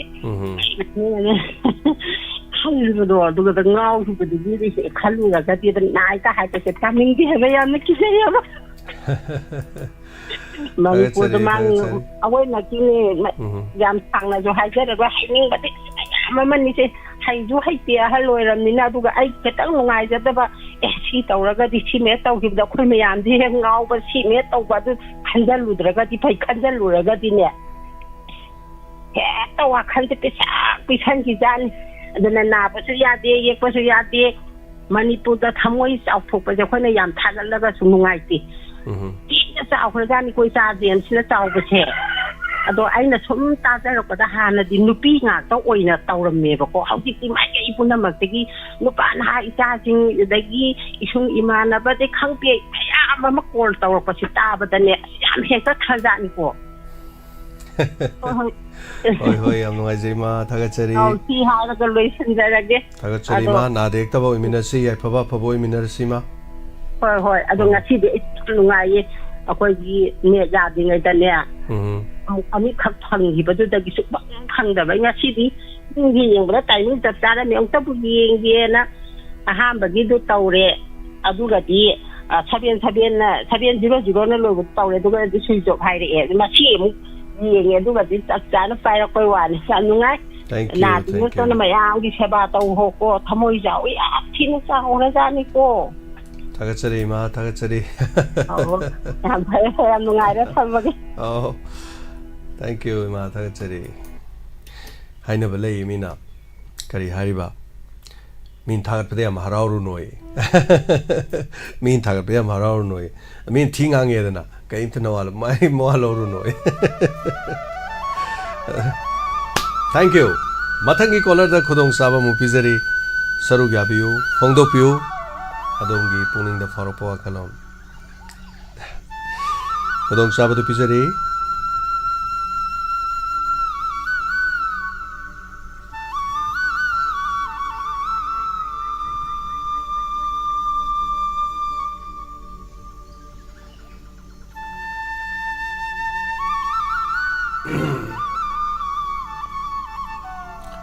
Now Shakespeare call tobiraksi okay Shakespeare ji call je hold the thamjan ge Shakespeare na thieng oba male ko आप जिस व्यक्ति से बात कर amuk so tham garen Shakespeare phone do mai na ra ke hold ekta thamjan gi ngasi di call tori mai dana ke ai je yamba kanana ima mayam kana phone phangdre na ingonda amta tawbiyo na pai hanjara ki yamba bomta conference ge taro na griga oho karate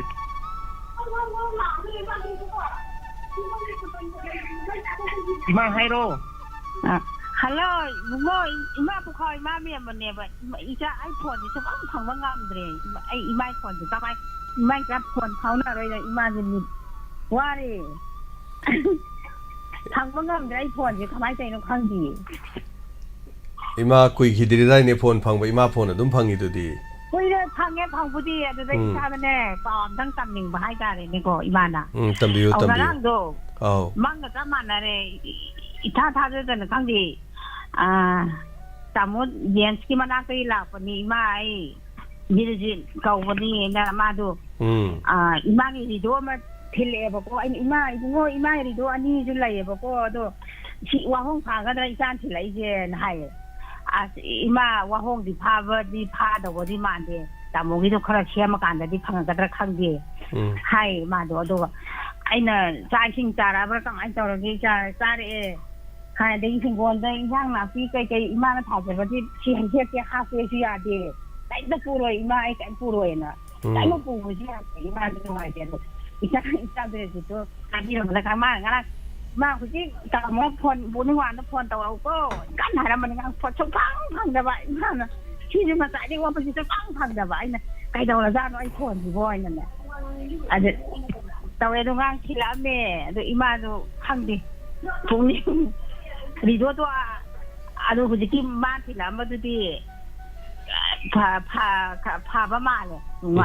ta ba da nuai ko ba ma Hoi hoi ima matam kha lerga soidana yeminasi hojikidi koi semdri antena semaga karila ke do khari yeminasi koi ma hoi adunine ibungo isagi thoram ta be imaji imanabi imana mayamna si imaji nungsibidana tawe isagi mapandagi imaji nungaije ado imaji aduga ngarang di hakchang ki nuai ta bhai dare na ai kape bako ai je diamond ga ta phang da bi shi ga di kamai taw da ge na adu ma ti din nuai ya mu khara ai na ai diamond ji kai na ta ni ai shi ga di kamai taw ni na iman ya wa bai wan da ngarang nuai jare ngo ande kama kai hai iman tàu phone chứ tàu này pa đây ni chun ni pa ki le chu ki ya lam ta de ma khang wa na ma chu mi sinai ki isa nari ki ima kari ki no ai khang le ngara ki photo do yam phajai ye yam nu shi ye ima ju ui ye ba ko ai di kun ya ba ne isa na hai ning ba je adu isa na mu kan to ha ka dai ni ai di ko ye isa je ai na man ga man lai ba isa na di thao ga khang de ba ko ai di ko ye hai je to ba hai ba ngam da lai ne ba Prem Chopra ma le ro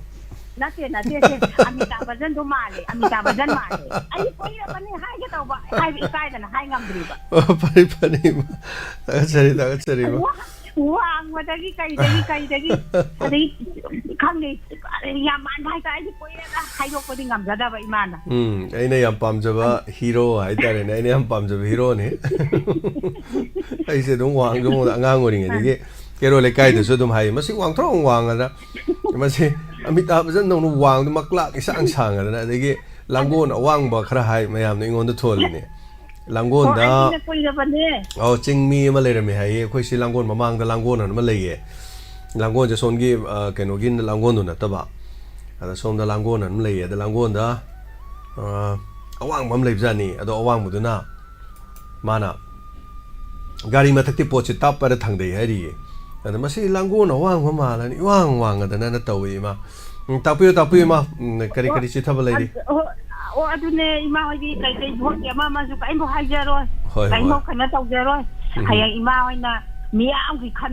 khan ba mi do aduna phare du da lai re ado lan ji ju ima hoi si sin ga ji ju yam lai hai ji che ado ima hoi ju lai pham ja pham ju khang de nung dang wa ko da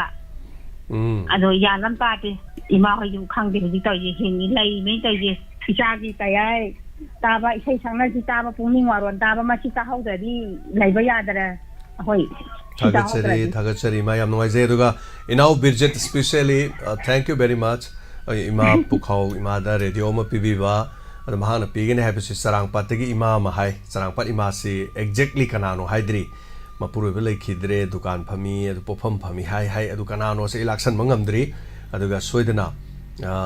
phajana keno to biro hai tare yam noi je aduga amana madam Tilo tama da pini hai vor male mai se mana sum keno khanjaru buduni hai tare Birjet thank you so much ma'am Birjet na radio leitaba ima sing da ne duga ima a movie khogi wai khongi do ima movie do aduda amaga pini na haiba adowa masini khogi inau Birjet na yam nuksi bi ba hai tare khogi diamond tv bu nuksi bi ni inau se amasi khogi gari driver ni hai tare hoji su Manipur dagi Dimapur phawba dum satok chasin toriba duguma driver aman adar mapalam da sum satpadu da gari thong na mana ekhoi gi phone da natre ko mai se ngapi gani radio da natre phone da ni ko phone da Pukning Warol ga thaba gari thong na ga sum ta ba tumning ba ga phai hai lambi da ahing da inspector tayai ta ba loi gra ga su ngarang gi Pukning Warol ta ba loi gra ga su gari thong na nungsi ga jani nausi wari si su am nungsi wari ni akhoi na di khangbi draba ubi draba hai ba tai ko aduna driver kaya marum driver lising kaya imung manung mai mut labani kanana haujik thokliba lana sinam imung mai mut laga leirabani adubu khara chatok chasin tawriba khara di tangai phada score tawra chatpa khara di dum yauri hojik su adu chaliba makoina ima sing mana sum thorum da yamna thawai ta jaba pukhaw ima me magumba te leiriba keno sing se kari haitare nungsi jaba haitare ko mana ko aduna thagachari soidana mathangda inau Shakespeare da sumatam bijage aduga ima pukhaw gi ma thamgre aduga yam akhoi Birjet na tobiri bese masigi da maho ba khoi khoba ma khobi si sidala ku matam da kyam nuksi ge bu ꯑꯩꯉꯣꯟꯗ ꯄꯣꯠ ꯄꯤꯔꯦ ꯍꯥꯏꯕꯩ ꯋꯥ ꯅꯠꯇꯦꯀꯣ ꯑꯩ ꯁꯨꯝ ꯌꯨꯕꯤ ꯑꯇꯦꯛꯄꯒꯨꯝꯕꯁꯦ ꯆꯥꯒꯜꯂꯦꯕ ꯁꯨꯝ ꯗ꯭ꯔꯥꯏ ꯑꯣꯏꯕ ꯆꯤꯟ ꯀꯩꯗꯧꯕꯁꯦ ꯌꯥꯝ ꯅꯨꯡꯉꯥꯏꯕꯅꯦꯕ ꯌꯥꯝ ꯐꯕꯗꯣ ꯑꯗꯨ ꯆꯥꯅꯤꯡꯉꯤꯒ ꯍꯥꯏꯕ ꯑꯗꯨꯃꯥꯏꯅ ꯑꯩꯅ ꯍꯥꯏꯐꯦꯠ ꯁꯨꯝ ꯄꯜꯂꯨꯕꯅꯦ ꯑꯗꯨ ꯃꯥꯅ ꯃꯊꯪ ꯂꯥꯛꯑꯀꯥꯟꯗ ꯑꯥꯗ ꯒꯨꯍꯥꯇꯤꯔꯣꯝꯗꯒꯤ ꯆꯠꯄ ꯀꯥꯟꯗ ꯑꯁꯥꯝꯗꯒꯤꯀꯣ ꯌꯨꯕꯤꯗꯣ ꯁꯨꯃꯥꯏꯅ ꯈꯥꯎ ꯄꯣꯂꯥꯡꯒ ꯂꯩꯔꯒ ꯂꯥꯛꯑꯦꯕ ꯑꯗꯒꯤ ꯇꯤꯜꯍꯧꯁꯦ ꯌꯥꯝ ꯇꯥꯡꯈ꯭ರೆ ꯆꯅꯝꯁꯦ ꯑꯃꯗ ꯂꯨꯄꯥ 10 ꯄꯤꯈ꯭रे ꯀꯥꯏꯅ ꯑꯩꯅ ꯁꯨꯝ ꯍꯥꯏꯕꯗ ꯑꯩꯗꯤ ꯆꯅꯝ ꯂꯩꯇꯦꯅ ꯍꯥꯏꯔꯨꯕꯁꯨ ꯅꯠꯇꯦ ꯆꯅꯝꯗꯨ ꯑꯅꯥꯕ ꯁ꯭ꯋꯥꯏꯃꯨꯛ ꯌꯥꯝ ꯊꯤꯜꯂꯛꯑꯝꯃꯤ ꯑꯗꯒꯤ ꯌꯥꯝ ꯇꯧꯕꯤ ꯍꯥꯏꯇꯥꯔꯦ ꯑꯩꯈꯣꯏ ꯁꯤꯒꯤꯗꯃꯛ ꯑꯗꯨ ꯆꯦꯡ ꯊꯤꯜꯂꯛꯄ ꯑꯗꯩ ꯈꯨꯟ ꯉꯥꯛꯄꯒꯤꯗꯃꯛ ꯃꯣꯟꯄꯥꯛ ꯄꯤꯔꯛꯄ ꯑꯗꯒꯤꯗꯤ ꯈꯨꯟ ꯉꯥꯛꯄꯒꯤ ꯄꯣꯠ ꯆꯩ ꯂꯩꯕꯗ ꯏꯌꯥꯝꯕꯁꯦ ꯂꯨꯄꯥ 500 ꯍꯥꯞꯄꯤꯌꯨ ꯏꯌꯥꯝꯕꯁꯦ ꯁꯤ ꯇꯧꯕꯤꯌꯣꯅ ꯌꯥꯝ ꯇꯧꯋꯦꯕ ꯑꯗꯣ ꯃꯍꯥꯛꯅ ꯄꯤꯕꯤ ꯈꯣꯠꯂꯦ ꯍꯥꯏꯔ ꯀꯥꯟꯗ ꯃꯤꯕꯨ ꯄꯤꯕ ꯃꯈꯩ ꯑꯩꯅ ꯊꯥꯒꯠꯆꯕꯩ ꯋꯥ ꯅꯠꯇꯦꯀꯣ ꯁꯤꯗꯩꯗ ꯁꯨꯡꯄꯤ ꯄꯤꯗꯕ ꯊꯧꯔꯝꯁꯤꯗ ꯌꯥꯎꯕꯤꯔꯤꯕꯁꯤꯡꯁꯨ ꯆꯞ ꯃꯥꯟꯅꯅ ꯏꯀꯥꯏ ꯈꯨꯝꯅꯖꯩ ꯁꯅꯥ ꯂꯩꯄꯥꯛꯁꯤꯗ ꯂꯩꯔꯤꯕ ꯑꯩꯈꯣꯏꯒꯤ ꯊꯧꯔꯝ ꯇꯥꯗꯕꯁꯤꯡꯁꯨ ꯏꯀꯥꯏ ꯈꯨꯝꯅꯖꯩ ꯇꯧꯕꯇꯕꯨ ꯇꯧꯕꯤꯔꯛꯂꯤꯕꯁꯤꯡꯗꯨꯗꯤ ꯄꯟꯗꯕ ꯌꯥꯗꯦ ꯄꯟꯖꯕꯅꯤ ꯋꯥꯔꯧꯕꯤꯔꯣꯏ ꯑꯗꯨꯅ ꯅꯨꯡꯁꯤꯖꯕ ꯏꯅꯥꯎꯅꯤ ꯑꯗ ꯏꯅꯥꯎꯁꯤꯅ ꯔꯦꯗꯤꯑꯣ 3-4 ꯂꯩꯔꯒ ꯃꯥꯅ ꯅꯨꯡꯁꯤꯕꯤꯕ ꯈꯟꯕꯤꯕꯅꯤ ꯀꯅꯥꯅ ꯈꯪꯅꯤ ꯃꯇꯨꯡꯗꯁꯨ ꯔꯦꯗꯤꯑꯣ ꯂꯩꯕ ꯉꯝꯗꯦꯒ ꯍꯥꯏꯔꯛꯄꯗ ꯃꯥ ꯃꯈꯥ ꯇꯥꯅ ꯑꯗꯨꯝ ꯂꯩꯔꯛꯄꯁꯨ ꯌꯥꯏ ꯑꯗꯣ ꯇꯧꯕꯗꯤ ꯌꯥꯝ ꯋꯥꯔꯕ ꯑꯁꯤꯒꯨꯝꯕ ꯗ꯭ꯔꯥꯏꯚꯔ ꯑꯃꯅ ꯁꯅꯥ ꯂꯩꯄꯥꯛꯁꯤ ꯂꯩꯕ ꯗ꯭ꯔꯥꯏꯚꯔ ꯏꯃꯨꯡ ꯃꯅꯨꯡ ꯄꯨꯔꯤꯕ ꯃꯤ ꯑꯃꯈꯛꯅ ꯂꯥꯟ ꯑꯁꯤꯗ ꯂꯥꯟꯁꯤ ꯂꯩꯅ ꯑꯗꯨꯝ ꯆꯠꯂꯤ ꯆꯠꯅ ꯃꯤꯒꯤ ꯃꯇꯦꯡ ꯄꯥꯡꯕ ꯂꯦꯞꯇ꯭ꯔꯤꯕ ꯏꯅꯥꯎꯅꯤ ꯊꯦꯡꯛ ꯌꯨ ꯁꯣ ꯃꯆ ꯏꯅꯥꯎ ꯕꯤꯔꯖꯤꯠ ꯊꯦꯡꯛ ꯌꯨ मथंग आई गिनाउ शेक्सपियर मतम पिजरी हेलो यम बन नाउ शेक्सपियर मखाताना यम बु थागतरी ताबिल मे आपन सु काय खुनजरी दुगा यम बा जिकी अदुन यम बु रिजिट टु सुई काय खुनजरी यम बगी प्लेटफॉर्म जिकी अइना खंगना जबदा याम मे हाइतारे मी जे कोइ पोहिना गम त नते दुबु होय होय सिरि नाउ गुमना दुम नुसिना वारी वटाई सनादना यामना अवा नुवाई वारी सनाजब फंगबगी तंजाजे डायमंड टीवी न पीवी बने हाइतारे अदुन याम नुवाइजे अदु मरक्थना शेक्सपियर मरक्थना मुतो हाइजौगे बिरजिटना नोमा इगोन हाइ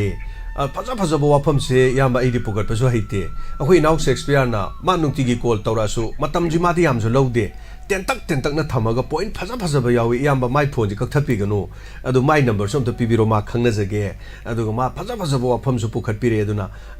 अखोइदि वा ngang हिजदे इनाउ होइसे अतांगमनि गाना नंबर से इंगोदगे माइ तौरगा पिगिबनि हाइतारे अदुमसु त हाइजौगे थागतरी यम बिसो तागा दुगा मखाताना आइना ngasi thamjaninggi pawi phongdragachu ngasi mak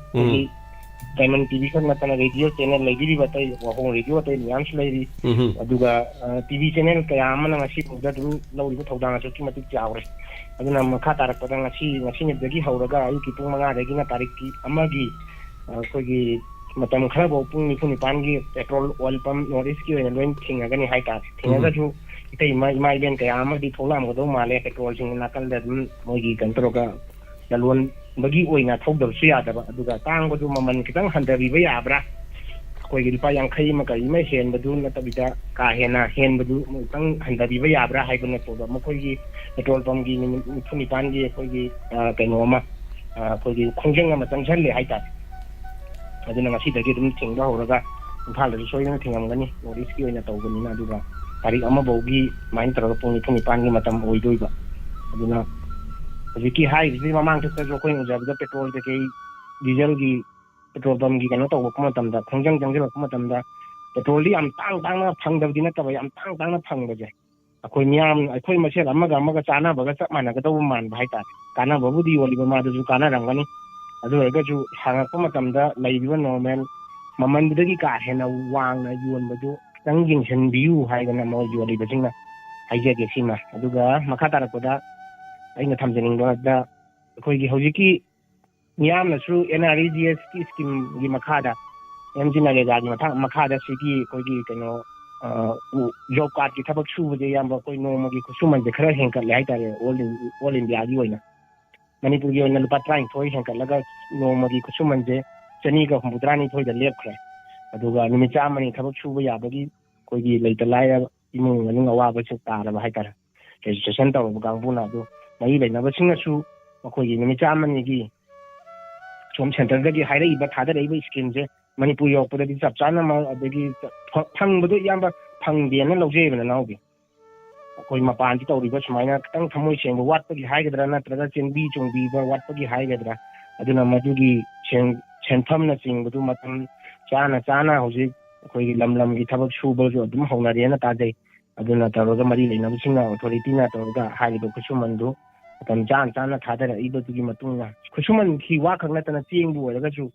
कोई मरा खरा वारगजु लेपुरा दु चाना पीबीननबा हाइनियामबगी डायमंड टीवी की खुथांगा मियामदा लौसिंग ज्ञान ओइबो ओइना सिगाइते ꯊꯝꯖꯒꯦ ꯍꯥꯏꯇꯥꯔꯦ ꯏꯌꯥꯝꯕ ꯏꯔꯣ ꯂꯣꯏꯁꯤꯜꯂꯛꯄꯗ ꯍꯧꯖꯤꯛ ꯃꯤꯌꯥꯝꯅꯁꯨ ꯍꯥꯏꯅꯔꯤ ꯏꯌꯥꯝꯕ ꯉꯔꯥꯡ ꯏꯅꯥꯎ ꯑꯣꯂꯦꯅ ꯃꯄꯥꯟ ꯆꯠꯂꯨꯔꯒ ꯁꯨꯝ ꯃꯤꯌꯥꯝꯒꯤ ꯄꯥꯎꯗꯝ ꯈꯔ ꯈꯣꯝꯕꯩ ꯃꯇꯦꯛ ꯑꯃ ꯀꯔꯤ ꯑꯃ ꯊꯥꯒꯠꯂꯛꯄꯗꯣ ꯌꯥꯝ ꯅꯨꯡꯉꯥꯏ ꯍꯥꯏꯇꯥꯔꯦ ꯑꯗꯨꯕꯨ ꯃꯤꯌꯥꯝꯁꯦ ꯑꯗꯨꯛꯀꯤ ꯃꯇꯤꯛ ꯉꯁꯤꯃꯛꯁꯨ ꯊꯃꯣꯏ ꯁꯦꯡꯕ ꯍꯥꯏꯒꯗ꯭ꯔꯥ ꯏꯌꯥꯝꯕꯒꯤ ꯁꯨꯃꯥꯏꯅ ꯊꯃꯣꯏ ꯁꯦꯡꯗꯕꯗꯤ ꯌꯥꯗꯦ ꯑꯗꯨꯕꯨ ꯚꯣꯠꯇ ꯊꯃꯣꯏ ꯁꯦꯡꯕꯅ ꯈꯣꯝ ꯆꯠꯂꯨꯔꯒ ꯃꯤ ꯗꯥꯏꯔꯦꯛ ꯂꯩꯔꯤꯕ ꯂꯦꯞꯂꯤꯕ ꯃꯌꯥꯝꯁꯤꯡꯗꯣ ꯗꯛ ꯗꯛ ꯍꯥꯏꯗꯣꯛꯄꯗꯣ ꯑꯩꯒꯤꯗꯤ ꯍꯥꯏꯗꯣꯛꯍꯟꯅꯤꯡꯗꯦ ꯁꯦꯡꯅ ꯍꯥꯏ ꯀꯥꯟꯗ ꯑꯩ ꯑꯃ ꯁꯤꯗꯩꯗ ꯄꯣꯀꯦꯠꯇ ꯄꯩꯁꯥ ꯀꯌꯥ ꯂꯩꯔꯤ ꯍꯥꯏꯁꯦ ꯑꯩꯈꯣꯏꯅ ꯂꯣꯏꯅ ꯍꯥꯏꯗꯣꯛꯅꯗꯦ ꯍꯥꯏꯇꯥꯔꯦ ꯁꯦꯡꯅ ꯍꯥꯏꯔꯕꯗ ꯑꯦꯛꯖꯥꯝꯄꯜꯅꯤꯀꯣ ꯑꯩꯅ ꯇꯧꯖꯔꯤꯁꯤꯗꯤ ꯑꯗꯨꯅ ꯃꯥꯅ ꯐꯩ ꯍꯥꯏꯕꯒꯤ ꯃꯍꯨꯠꯇ ꯑꯩꯈꯣꯏꯗꯤ ꯑꯐꯕꯗ ꯊꯥꯒꯠꯂꯅꯤ ꯍꯥꯏꯕꯗꯨꯅ ꯐꯕ꯭ꯔꯥ ꯍꯥꯏꯗꯅ ꯋꯥꯐꯝ ꯆꯨꯝꯃꯒ ꯏꯌꯥꯝꯕ ꯉꯔꯥꯡ ꯏꯅꯥꯎ ꯑꯣꯂꯦꯅ ꯇꯧꯕꯗꯨꯗꯤ ꯑꯩ ꯄꯨꯔꯤ ꯌꯦꯡꯖꯗ꯭ꯔꯤꯀꯣ ꯂꯣꯏꯅꯐꯥꯎꯒꯤ ꯑꯇꯩ ꯆꯦꯅꯦꯜꯗ ꯁꯨꯝ ꯌꯥꯝꯅ ꯎꯕ ꯐꯪꯉꯦ ꯍꯥꯏꯇꯥꯔꯦ ꯊꯣꯛꯂꯛꯏꯕꯁꯤꯡꯁꯦ ꯃꯃꯥ ꯂꯩꯕꯥꯛ ꯀꯟꯅꯤꯡꯕ ꯉꯥꯛꯇꯅꯦ ꯑꯗꯨꯅ ꯀꯩꯒꯨꯝꯕ ꯑꯗꯣꯝꯅ ꯐꯩꯌꯦꯅ ꯊꯥꯒꯠꯂꯨꯔꯒ ꯍꯌꯦꯡ ꯐꯩꯌꯦꯅ ꯈꯟꯕꯗꯨꯅ ꯑꯃꯨꯛ ꯀꯥꯔꯛꯇ꯭ꯔꯒꯗꯤ ꯃꯣꯏꯗꯨꯁꯨ ꯑꯃꯨꯛ ꯅꯤꯡꯍꯟꯅꯍꯧꯒꯅꯦꯕ ꯑꯗꯨꯅ ꯑꯩꯈꯣꯏꯒꯤ ꯑꯐꯕ ꯑꯃ ꯊꯃꯣꯏꯗ ꯂꯩꯔꯦ ꯍꯥꯏꯗꯅ ꯂꯣꯠꯄ ꯏꯆꯝ ꯆꯝꯕ ꯀꯥꯡꯕꯨꯗꯤ ꯑꯗꯨꯃꯥꯏꯅ ꯍꯥꯏꯗꯣꯔꯛꯇꯦ ꯍꯥꯏꯇꯥꯔꯦ ꯁꯤꯗꯪ ꯊꯝꯃꯒ ꯅꯅꯥꯎ ꯂꯣꯏꯁꯤꯟꯖꯔꯤ ꯊꯥꯒꯠꯆꯔꯤ Shakespeare thank you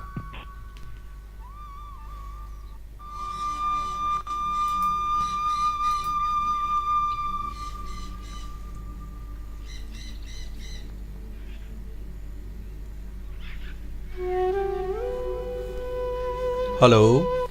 Ibu. Oh, taram lokchari. Ibu ay kakane. Kakati namani thagasari thorom sorga birakpa tapiu kari wafam habining ba. Oh, kurumjari.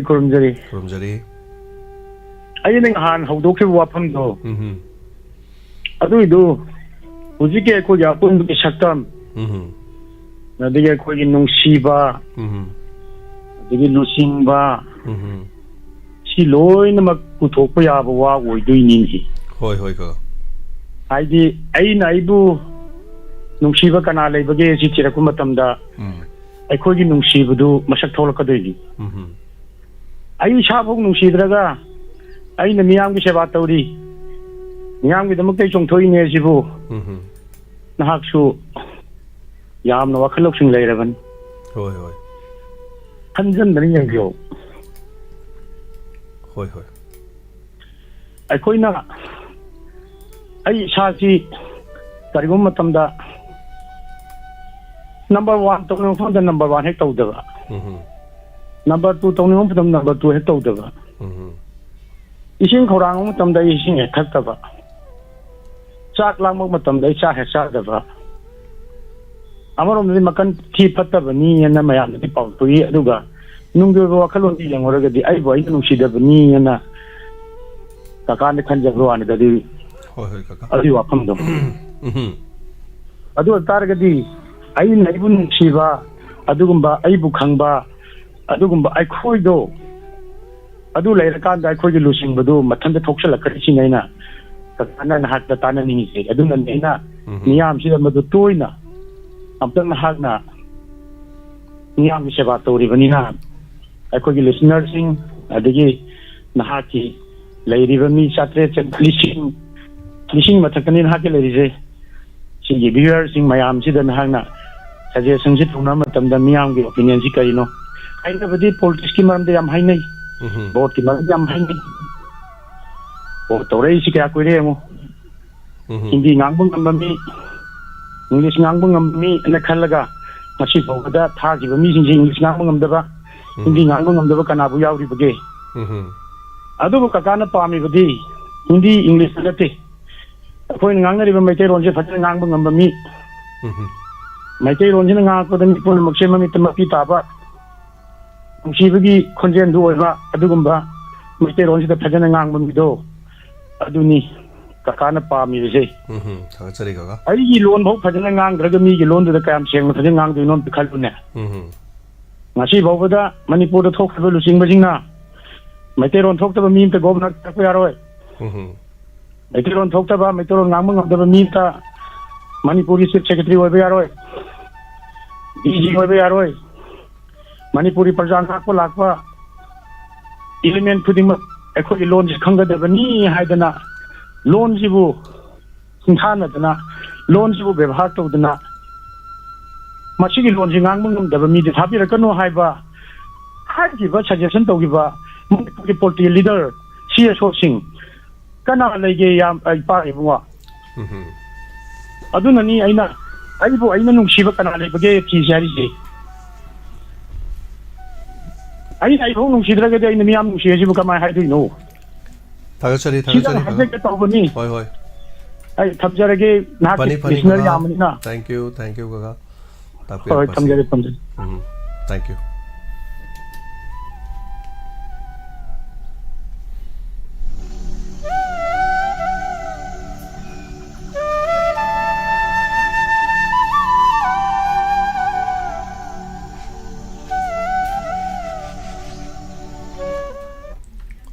hello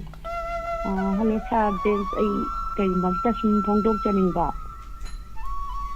mingalai phong ai hana na tau pisi asokom dagi santi gane sir sir jiki mamanga kolar makak sage kakani haidina ma tawiram bado mari wai hindo joki matik tabada pukning kenjai nuai ke mana tawm jo wafam jing hairam bisingdo hoi yam yajaningi Nora aina sum election ni matang sida koi di hori outer gi ching ne ba sa aduna koi gi di outer gi ching man na koi candidate sing je akoi na naksin na meeting ma tawraga wari watai sanaraga ataga discussion am tawraga candidate sing do kana na kai no ha si munna akoi go ga voter singi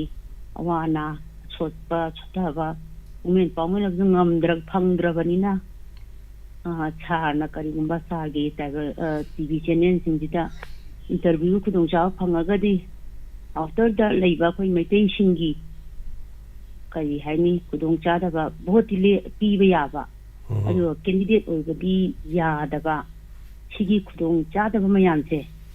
amu hanna ma taw kram na phangan ga da gi hai bani tumba question khara hari ba candidate oi ga da ba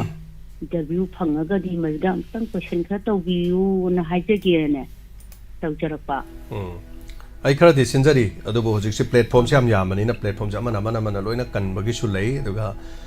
election corrupt conduct lei bagi khot bagi su lei aduga dum hona jarake tanja leiraga di pibiraga di ai hona jage na khanjaba leiri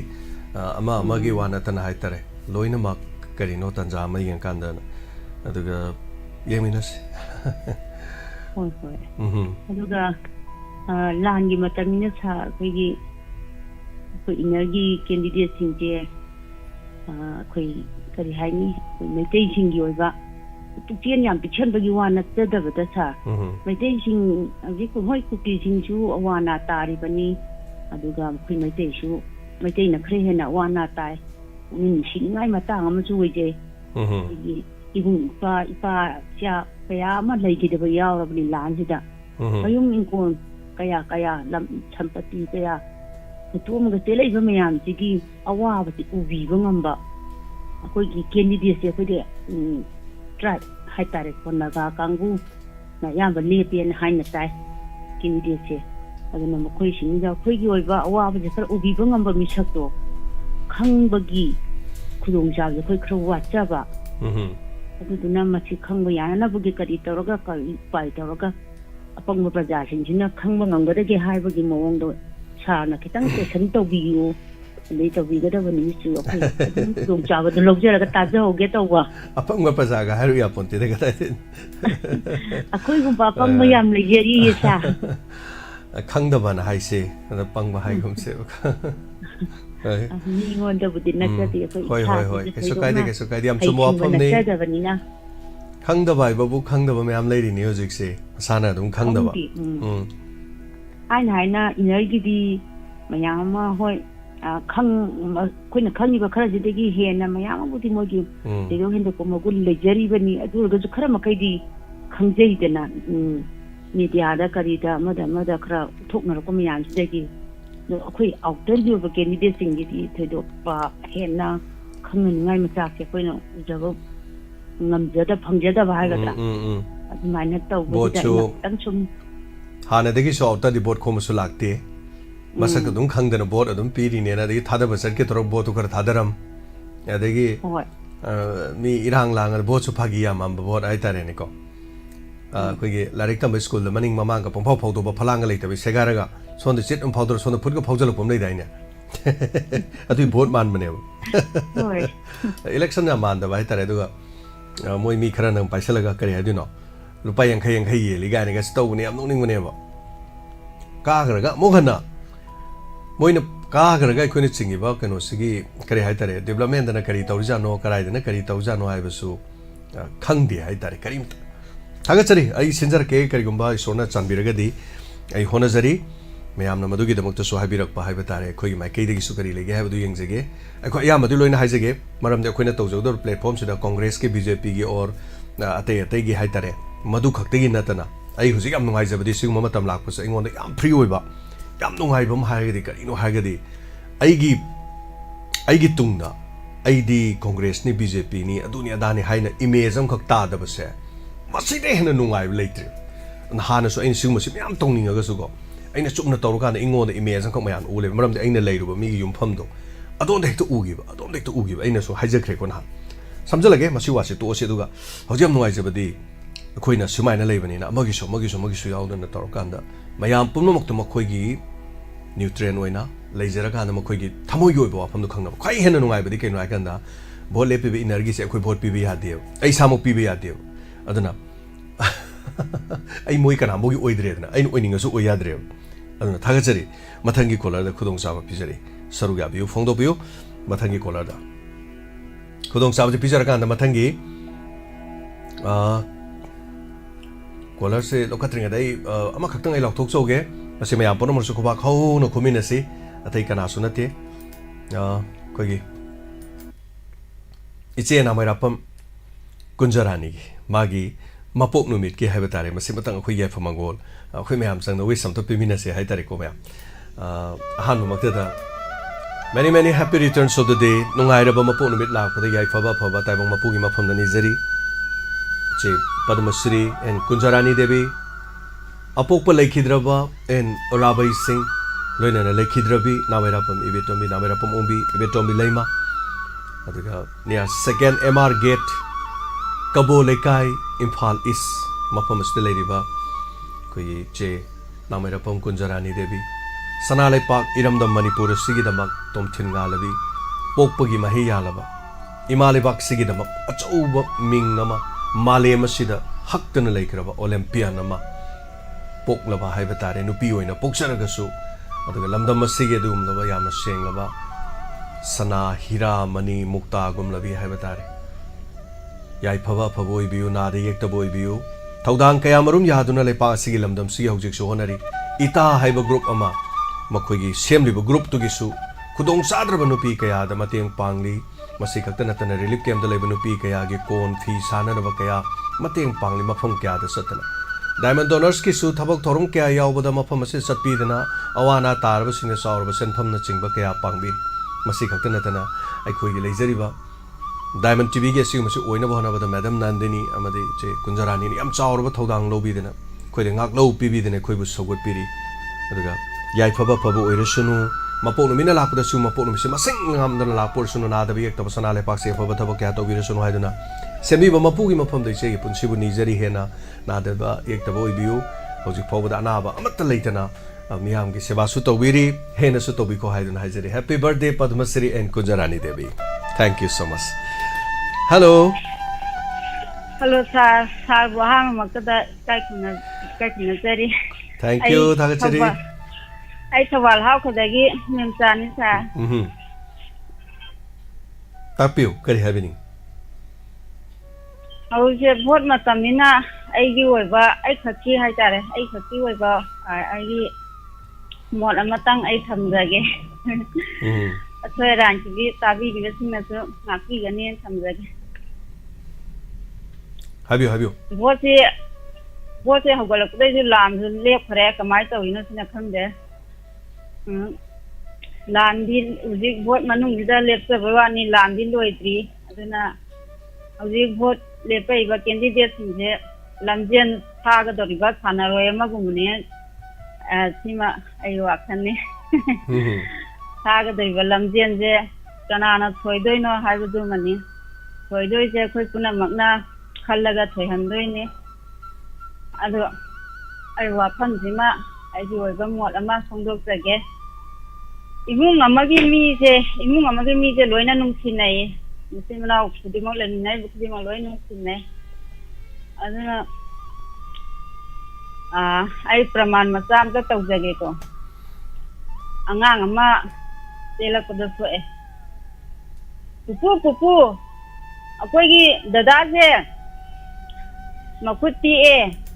ado pupuna khara amta yeng biyo pupu na hai ada mapu sina ho yenge hai ga mapu je potha lai thokre ba yenge di hai potha lai thokre magi sahi matang gi hai ga dra adu potha lai thokre hitha gare adu ga mapa da mu hai mapa da baba koi dada je makuti amta yeng biyo hai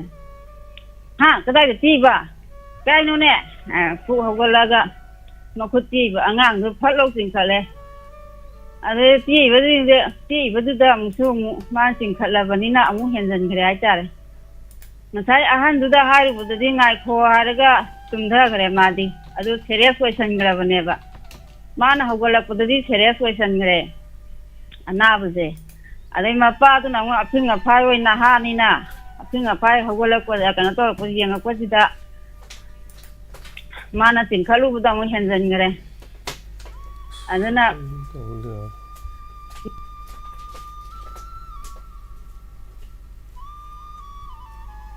hello line se tat khiba male caller gi wafam se point da chat la ga phat hai bir madi nungai dong ni point se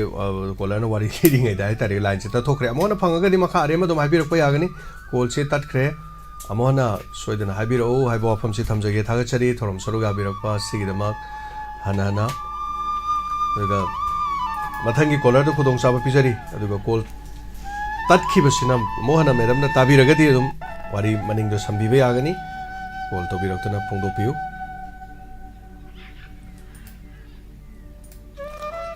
Masai Somarjit yamna habiramba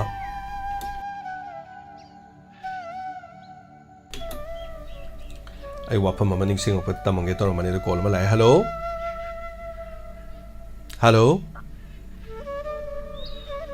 sir oh mingale phong abiu ai to ko sing dagi patisuri ko jai sa to puching de taram lok sari tapiu kari wapam habining ba sa ko phamam ta phung tu kaning dana tawjara kuni sa tapiu koi manipur ji yam ware sa aduna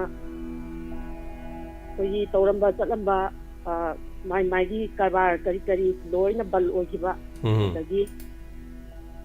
pisalon tha mung tawba pisalon tha ji ju amu phiyo ma chilak taba aduna yam wana yesa aduna sarkarna yaragadi koi thagi yenbiriba chingdo sang naina yenbiragadi nungaigani haina tongtop tari sa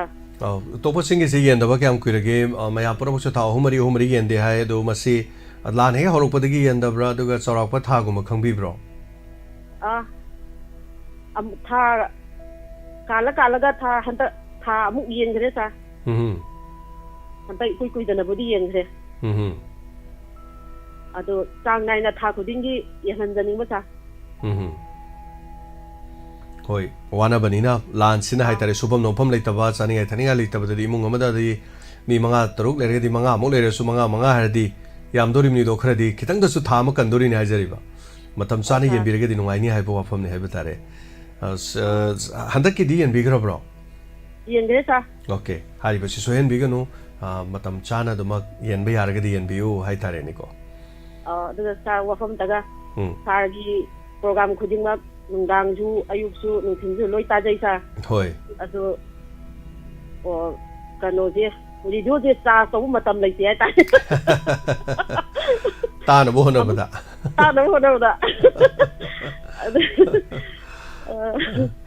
yam no ai tang hai jaraga thamjaraga sar matung amuk tawjaraga sa thank you thagachari topa sing degi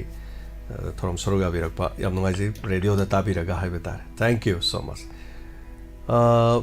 ngasai call tat khiba thobal hau khagi do dum tat khrama le call hanga ga di toksan biro khudong sabasi lobiu hello hello ningal lai phonga tapiu oh ai hawang saban dagi bo mani ni sa ibung akhoi gi chu hawang saban se yamna wa ba khulamani mayam da ga do cheng yen da ba tha ahum mari shure adui mathakta to ti sing ji thakna ba se tarak ta ba se tha ma henjale do karai da kai doi jano khangre amta haijage na puning waronda hairapani kendra se kari singe hawang saban se lamsang kendra ni lamsang ge kendra okay hari ba sida ising tha ma phare duga cheng han mamang thai yen bi ki bro cheng je mamang tha hai je mamang gi harsu yai ni mamang gi yen bi ki bra kaino dagi January February yoba December adai dagi yelaktrabo mane tha ahum mapung phara bo mane yenda basi ado hojik lamsang nom side oi bibani na kari gumba nongmai kapna ba khona ba irang tholok ko matam da mafam asi su dum wa ba yobi bra lanje na ba khot pa yobi bra kari kari irang ga mari leina ba thodok ti lege khoi sigidi mi gi lamda chen ba khot pa lanjen ba di yaugdre duga khoi gi la chonda kangchup lomda dagi ka kari achon kadang bala chonda kamna ba kanda di khoi khun gi chu pang ba khot pa isa jing ya jing mayam ama dum chale ko mayam na pang nai ba laikai gi khai khola ga chu dum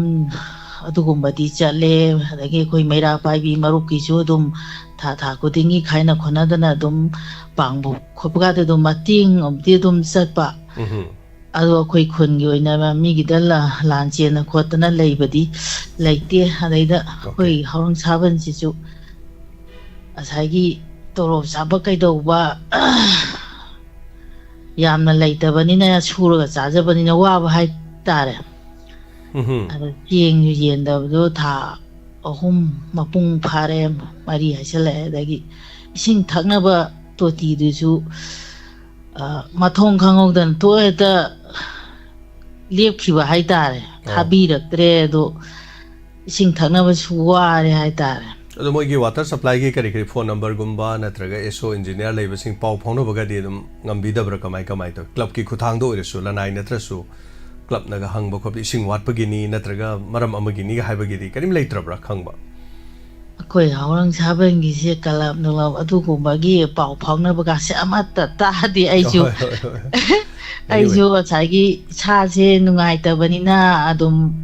yum dai ma pan thoktre hai tare ada michiju sum mamjalak pa hai tare michiju kaya kaino tawdre ba aduna laikai gi punba khotpa ka do ba su kaya di yaugdre ba adu awa ba si ti adum koi chai laikai ni na ulapna wa minna re hai tare chumi adu chum hai je ge naina tawja pani thagachari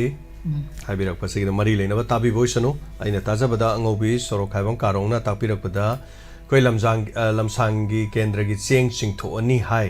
singthokpa horani na tajare sida live ta habirak pada ko yam noi je ai koi lamsang kendra gi ngasi cheng singtho ani hare adu yemina si yen singtho ga di kan badi yara roi soidani yela ni hai tare adu masi punamak si ayam ba lan si manung da te kendra su tha hu mari se dum yena da ba male yena ba yor masu ai subject to correction ai madu madi khangja te adu ayam na di ai nesta phangjaba report ki matung ina tha hu mari si yen da ba male adu amoire haujik ti mamangi tha swais ti khare yena ba su male adu yemina si mayam yen ba yor ga su yele adu yen da ba yor ga su yen bi yo haidana wana bani na mayam haijarak pani lenga hun manate adu MLA hun manate ama hun manate phangdradi phangdre phangdabadu phangnaba pibiu haijaban karim ta kai belait thagachari thorom sorga birak pasigi dama thank you hanana mathangi caller kodong saba pisage hello taram lokchari sir arki boy ni sir leirong tendegi sir leirong tendegi arke boy taram lokchari oja sir sing wapamji ai ku haije gen tok jobane sir koi gi ji leirong denji heroken singye ba ꯑꯗꯨ ꯗꯤꯁꯦꯝꯕꯔꯗ ꯌꯦꯟꯕꯤꯔꯝꯃꯒ ꯉꯁꯤꯗꯒꯤ ꯑꯃꯨꯛ ꯌꯦꯟꯕ ꯍꯧꯔꯦꯕ ꯑꯗꯨ December ꯌꯦꯜꯂꯒꯗꯤ January February ꯑꯗꯨꯗꯤ ꯊꯥ ꯑꯅꯤ ꯁꯨꯝ ꯗ꯭ꯌꯨ ꯂꯩꯔꯦꯀꯣ ꯍꯣꯏ ꯊꯥ ꯑꯅꯤꯒꯤꯁꯤꯗꯤ ꯊꯥ ꯑꯅꯤꯒꯤꯁꯤꯗꯤ ꯌꯦꯟꯗꯦꯕ ꯃꯥꯔꯁꯇꯤ ꯃꯥꯔꯁꯇꯤ ꯌꯦꯜꯂꯕ ꯉꯁꯤꯗꯒꯤ ꯌꯦꯜꯂꯦꯕ okay ngasi yele si march oidri mas oigadri khanjai ni khanjabada thani video dum lai hai tare sa december di indira me december gi tang trai pandi yele mamang gi yengi ai taw ke ni jingi hoi ngasi de ai thabam cha thora khoi ni pina ching di lawra ga lai hai tare hoi adu dai smaina thairo kendri ko sa hoi ngasi ma khanja ge to ger puni sa sar duga koi gi यार पोकिन के ध्यान ताबरो लंबी याम्बेम सी सार मसीदी यादरे सार यंगाइद्रे कोई अनाबा मा ICU दे लेबगुम ओइरे high तारे सा सी लंबी जे मसी म थमजगे न सार तोगजरपन थगचरी हजार के बोय याम्बेम लंबी से पुरा यादरे आई सामुसु खंगजरे यादरे सी तो मरी लेनो सिनी यंगसिन बि ओइसनो यामना यांगना थगचरी हजार के बोय करी करी चिथब लेबिरिगे सा स्टूडेंट लोशन जगे तो कॉलम साइंस विषय रगे याम सांग से लोगजर सा फनी फन थगचरी मतम सुलु सिले मतम याम ले सेलेक्ट रेंग से सरुग आबेरि बसिंगना तंजा तेंतक ना वाय मनी हाइबगी तंजा तो पिजगे यामना सांगना नतबिदा तेंतक ना हेलो सर लंगदगी नि ना नोंगा टिपे टिपे ताबगा खगी लंगदु मनिंग लेकाइगी लंबी जे मेन ओइना सी जे सुगा याद्रेबा चटपा लंबी जे तोना फटकिद्राबा खगी एमएलए जे आंदे सेमगन बयाम तोगन बनेबा अनाई ओइरो दai लोहंग के होंबो ओइरो माति थादेबा अंता यागदी मनिंग काइगी लंबी जे येंगा खरा सेंसिन बिगदी याम नुवाइनी हाइजनिंग दुगा खगी मणिपुरगी डॉक्टर बुदिना तेमिलंगी डॉक्टर गी डॉक्टर मचीना ते कोई के हनी इम्यूनाइजेशन तौबीबा डॉक्टर ने करी पटेल ममी अमित पटेल है बकन अंगांग याम फजना अंगांग जे का फंदबिदा मिनिट मरी मंगा जे ngaतंग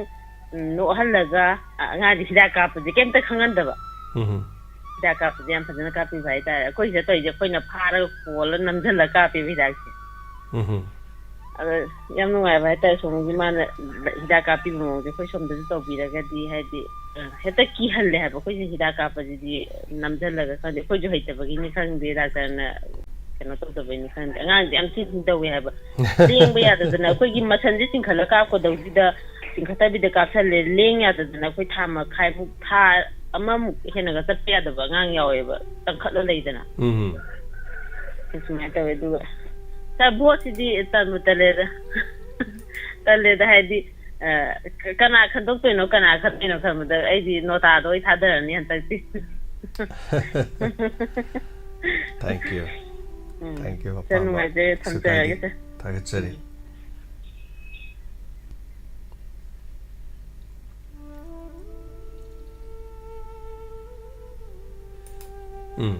ngasagi matam loisalakpada tanja se lawjarakanda haitare somarjit oyamna tapibido thank you so much somarjit aduga mayam amukta nganing jage hayeng si aikhoigi hoya lan paugi editor dhanabir maibam ayeng unujagani sponsor obeni sing khoi thonglaw na handuk chari aduga ngasi mangare khoina lokthok chari je hana mangjong na lawdo si khabar phongi phongde tawbasida khabar se ngasi nungtel dei phongaga hayeng khabar soidana lagadi haidana aduga khabar da yawba aduga te haitare mayam so hang biu ayu pung 13 degi pung 12 phawba saruga biu lingsin biringeda adomadongi puning da parpo khalon sing ado khoi lingsin biriba khoi manipur gi newspaper ladiba mayam su ge dum khwadi gi top oriba sing manung da chaliba huyen lan pau gi editor haiba tare lingsin bidna yeng saruga wani adar mayam thudok sab se picture hello mingalai fonga tapisi ai wangkai kai thela sangu dagi ne bim sauge sa ai puning kai nom ta haijage ta wasa da han nasi mari mangani mang da ki chingjam mai 360 ne eko bela ma mang ki bagi mai nupi sang nu pam sa ba kap ado sa khang bra adu ki eko ben do rang godang khale ai na khangam ga ti ai kan sa bodam ne adu ki dang rang wangkai kai thela sang bida dukal saida mayam por yoli bai marak tu da eko belam khamaga ngari je pawada adugi ngari do mana sam marfu sam yang chang hu mai yoli hai ba ꯀꯦꯖꯤꯗ ꯂꯨꯄꯥ ꯆꯥꯝꯃꯗ ꯌꯣꯜꯂꯝꯃꯦꯅ ꯑꯃ ꯍꯥꯏꯔꯛꯄ ꯑꯍꯜ ꯑꯃꯅ ꯉꯔꯥꯡꯁꯦ ꯑꯗꯨ ꯀꯩꯒꯨꯝꯕ ꯃꯣꯏꯅ ꯀꯩꯅꯣ ꯇꯧꯔꯒꯗꯤ ꯏꯝꯐꯥꯜ ꯑꯦꯔꯤꯌꯥ ꯁ꯭ꯋꯥꯏꯗꯗꯤ ꯑꯗꯨꯝ ꯂꯩꯔꯝꯒꯅꯦꯕ ꯁ꯭ꯋꯥꯏꯗ ꯀꯣꯡꯕ ꯑꯗꯒꯤ ꯋꯥꯡꯈꯩ ꯑꯗꯒꯤ ꯁ꯭ꯋꯥꯏꯗꯗꯤ ꯑꯗꯨꯝ ꯂꯩꯔꯝꯒꯅꯤ ꯌꯥꯝ ꯅꯨꯡꯉꯥꯏꯇꯕ ꯑꯅꯤꯗꯨꯅ ꯀꯞꯄꯒ ꯇꯧꯕꯗꯣ ꯑꯩ ꯃꯦꯗꯤꯌꯥꯗ ꯎꯖꯕꯅꯦꯕꯀꯣ ꯍꯣꯏ ꯑꯗꯨ ꯑꯃꯨꯛꯇꯪ ꯃꯣꯏꯅ ꯈꯪꯕꯤꯔꯒꯗꯤ ꯁ꯭ꯋꯥꯏꯗ ꯌꯥꯝ ꯊꯨꯅ ꯉꯔꯥꯡ ꯅꯨꯡꯗꯥꯡ ꯋꯥꯏꯔꯝꯗꯅꯤ ꯍꯥꯏꯕ ꯑꯩꯅ ꯃꯅꯨꯡꯗ ꯂꯩꯖꯕꯅꯤ ꯉꯁꯥꯏ ꯑꯩ ꯈꯪꯖꯕ ꯉꯁꯤ ꯑꯍꯟꯁꯤꯅ ꯂꯥꯛꯑꯒ ꯁꯨꯃꯥꯏ ꯇꯧꯒꯦꯅ ꯍꯥꯏꯕ ꯍꯧꯖꯤꯛꯇꯤ ꯂꯩꯔꯝꯃꯔꯣꯏꯗ ꯍꯨꯔꯥꯟꯕꯅꯕꯨ ꯌꯧꯔꯝꯃꯅꯤꯗ ꯑꯗꯣ ꯀꯨꯏꯗꯤꯌꯦ ꯃꯥꯅ ꯅꯨꯃꯤꯠ 10ꯅꯤꯃꯨꯛ ꯐꯥꯎ ꯁꯨꯗ꯭ꯔꯤꯕꯗꯣ ꯃꯥꯅ ꯁꯤꯗ ꯌꯣꯟꯊꯣꯛꯄ ꯄꯣꯠ ꯁꯣꯏꯗꯅ ꯑꯍꯣꯡꯅ ꯌꯣꯜꯂꯛꯀꯅꯤꯗꯤ ꯃꯣꯏꯅꯗꯤ ꯍꯥꯏꯕꯅꯦꯕꯀꯣ ꯑꯗꯨ ꯌꯣꯟꯕ ꯂꯥꯛꯄꯁꯤꯗ ꯑꯩꯈꯣꯏ ꯁ꯭ꯋꯥꯏꯁꯦ ꯑꯩꯅꯁꯨ ꯇꯥꯔꯒ ꯃꯌꯥꯝꯗꯗꯤ ꯍꯥꯏꯍꯧꯗ꯭ꯔꯕ ꯑꯗꯨꯅ ꯁꯨꯃꯥꯏꯅ ꯇꯧꯔ ꯌꯣꯜꯂꯝꯃꯤ ꯃꯣꯏ ꯊꯤꯔꯒꯗꯤ ꯄꯨꯂꯤꯁ ꯇꯧꯔꯒ ꯊꯤꯔꯗꯤ ꯁꯣꯏꯗꯅ ꯐꯪꯒꯗ꯭ꯔꯥꯅ ꯑꯩꯒꯤ ꯋꯥꯈꯜꯗ ꯂꯩꯖꯕ ꯁꯥꯔ ꯑꯗꯨꯝꯇ ꯑꯩ ꯃꯦꯗꯤꯌꯥꯁꯦ ꯐꯣꯡꯗꯣꯛꯆꯔꯒꯗꯤ ꯃꯣꯏꯅꯁꯨ ꯇꯥꯖꯔꯒꯗꯤꯀꯣ ꯍꯥꯏꯖꯒꯦꯅ ꯑꯩ ꯄꯨꯛꯅꯤꯡ ꯋꯥꯔꯣꯜꯁꯦ ꯗꯥꯏꯃꯟ ꯇꯤꯚꯤꯁꯤꯗ ꯍꯥꯏꯖꯔꯛꯄꯅꯤ ꯁꯥꯔ ꯊꯥꯒꯠꯆꯔꯤ ꯇꯥꯕꯤꯔꯒꯗꯤꯀꯣ ꯍꯣꯏ thank you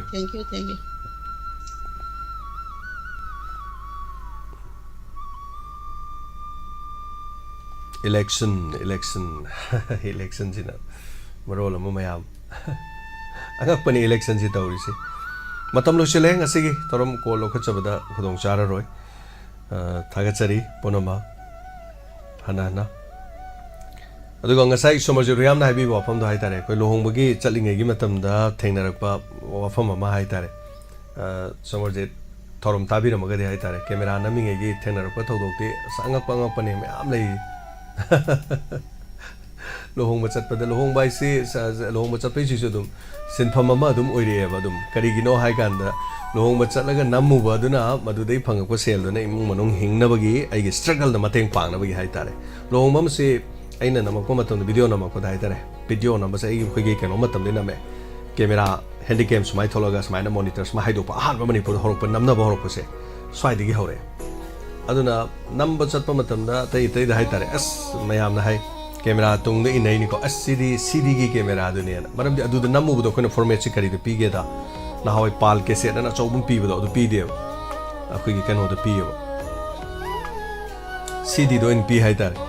as cd camera ne mayam je pam na bazan anga pani number su nuai ba smai tor number gi atagi style ma matam du gi haitare camera chobum lengba da thangkala namam bu du da gi macha ma tor smai nom khalak pu du na miyam promoksi am nungai ba hekta tung da miga inaba da wai sham wai na bai tare lohong mom gi mamal si ada lorm se keno da 2001 adai da ni ko 2001 adai da ne camera na ba se do 2001 da camera lohong mom gi number se lupa lising am sangwa lawe si amaja ni lising am sangwa da lising am sangwa si da number lohong si ame do chahim da lohong 60 ga nambe lohong bo humpu ga nambe yaw adu humpu si am yabe humpu si lising sangwa humpu di ayo gre pesa si ko yamna adu dagi akhoi gi hoje ki lohong mo si number ne ba as number si da khoi se hygiene pot bor ba ton adagi di kari hai tare lei leng ba adigi di chakau ba gan sai tor ga di photo nung to jena mu tong ale photo gi mu yaw gi hai tar di lupa lising sangwa changi adu di camera ma chat pata kanda lohong bagi photo ne video ne chalaga de lising ahum ne khoin lauris somai tor mi ani chalaga namme yam nuksi jani wari loisilak ba dai tare aduga khoi gi lohong basi camera yawro na camera yawro ganda kedo gebo mi mamang de camera yawre thu edana camera se dum khoi phana namme ne thum ni mari se kai thok tan namme phajana lohong basi namma gane lohong lo lo do lohong lo lo do ju thumo am sai tor thal lei cassette mayam hoje su panam le rong ni yum da ko na sahi hadak sahi 19 sura kan na hawai noi namgi bu do na palen dei lohong mong hang lai ai lei ra maroi da thi ba khang dre dai ma do na madu paira ga cassette mayam do kapa thi do da dunian tan gre ai tar ana matam do yam wana ga tau khur kan kan tau do si yawe somorjina share to bi ro ko do dai tare ana aswari je si mayam ju wari ma to an ba wari mong li re dina on thong ni yam do jani phajaba wari su yam thokan adagi lohong manam do ko camera naminge da camera number chat da kari kaina gi mama se noi gi hoji ki camera do yawruk te na hijing photo wanda thokro camera yaw de na wanda thokib de ke do ge bo as imong manung ji chele kaula kon as imong nang sangbra james nang sangbrai as kai doroge ꯑꯁ ꯑꯩꯈꯣꯏ ꯂꯨꯍꯣꯡꯕꯗꯨ camera ꯌꯥꯎꯗ꯭ꯔꯦꯅꯦ ꯀꯩꯅꯥ ꯃꯃꯥꯗꯣ ꯃꯥꯗꯣ ꯃꯌꯥꯏꯗ ꯋꯥꯟꯊꯍꯜꯂꯦꯍꯧꯔꯦ camera ꯌꯥꯎꯗꯦ ꯅꯪ ꯑꯝꯇ ꯆꯠꯇꯕ ꯌꯥꯗꯦ ꯂꯥꯎꯟ ꯄꯨꯔ ꯚꯦꯟꯗꯒ ꯇꯣꯡꯉ ꯆꯠꯄꯒ ꯌꯥꯎꯋꯦꯕ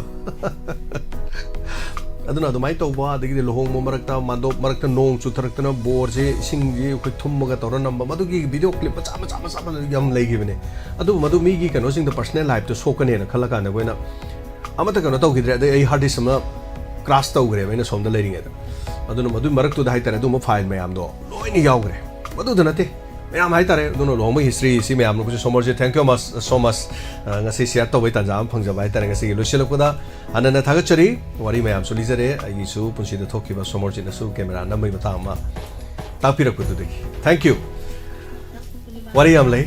aduga loinana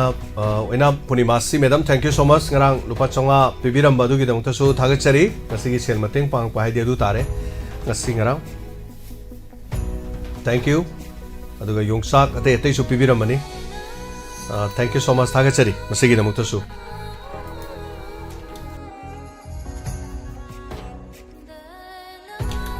loinana mathangi thorom isai sanasi haiba thorom asini loinana sei sanasi thoromda saru ganana bagi damak sem sabiro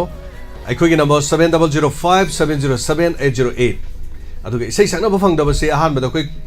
listener singna haiba tare ahan bada khra salagasu marak ama loiram daidara mayai waidara phone sungbang phangdribagi gap amtang thambira kanda su sakpa phangdaba singdo sakna bagi khodong sabasu soidina pihanjarake thagachari ngasi gi damakta di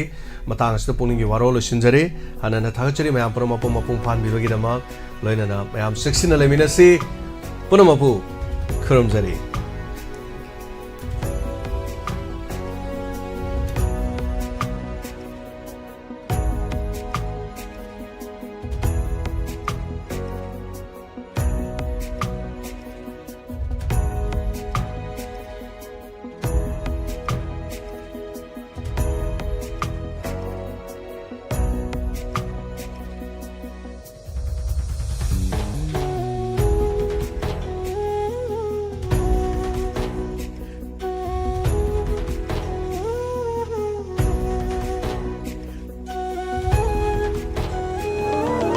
Nungairaba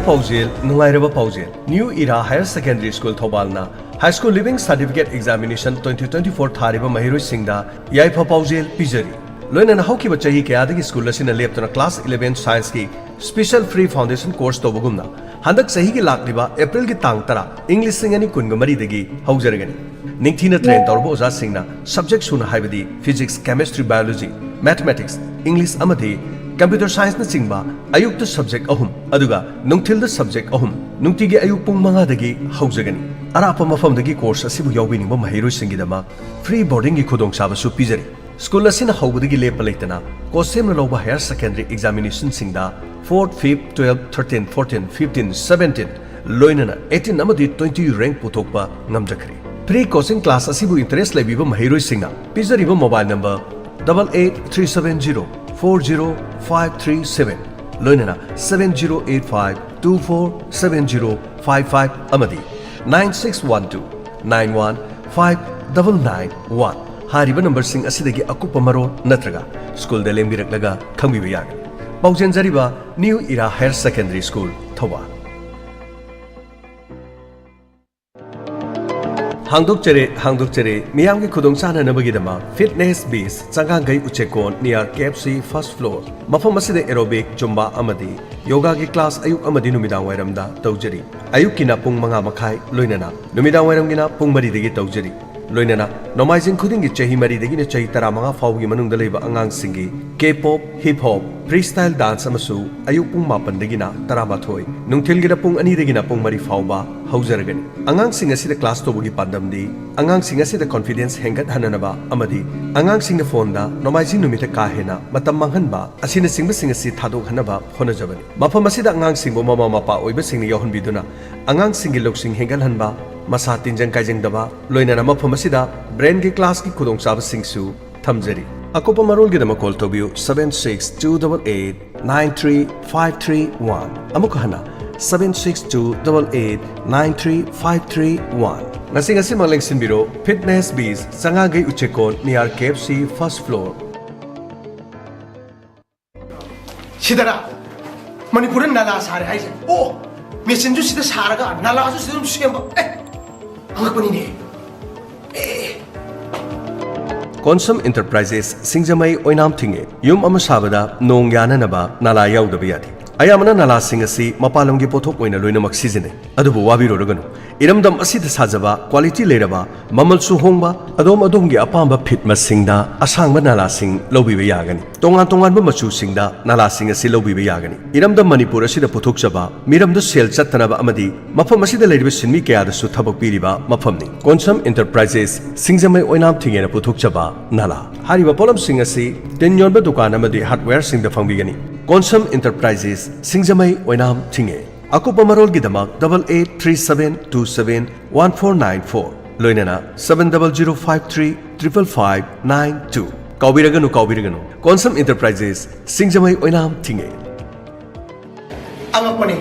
Consum Enterprises na putokpa ising yaraba nalas mamal su hongba apamba masu adongi apamba asangba loina phangbiragani accessories yauna pulap phangabani quality leraba Consum Enterprises na putokpa nala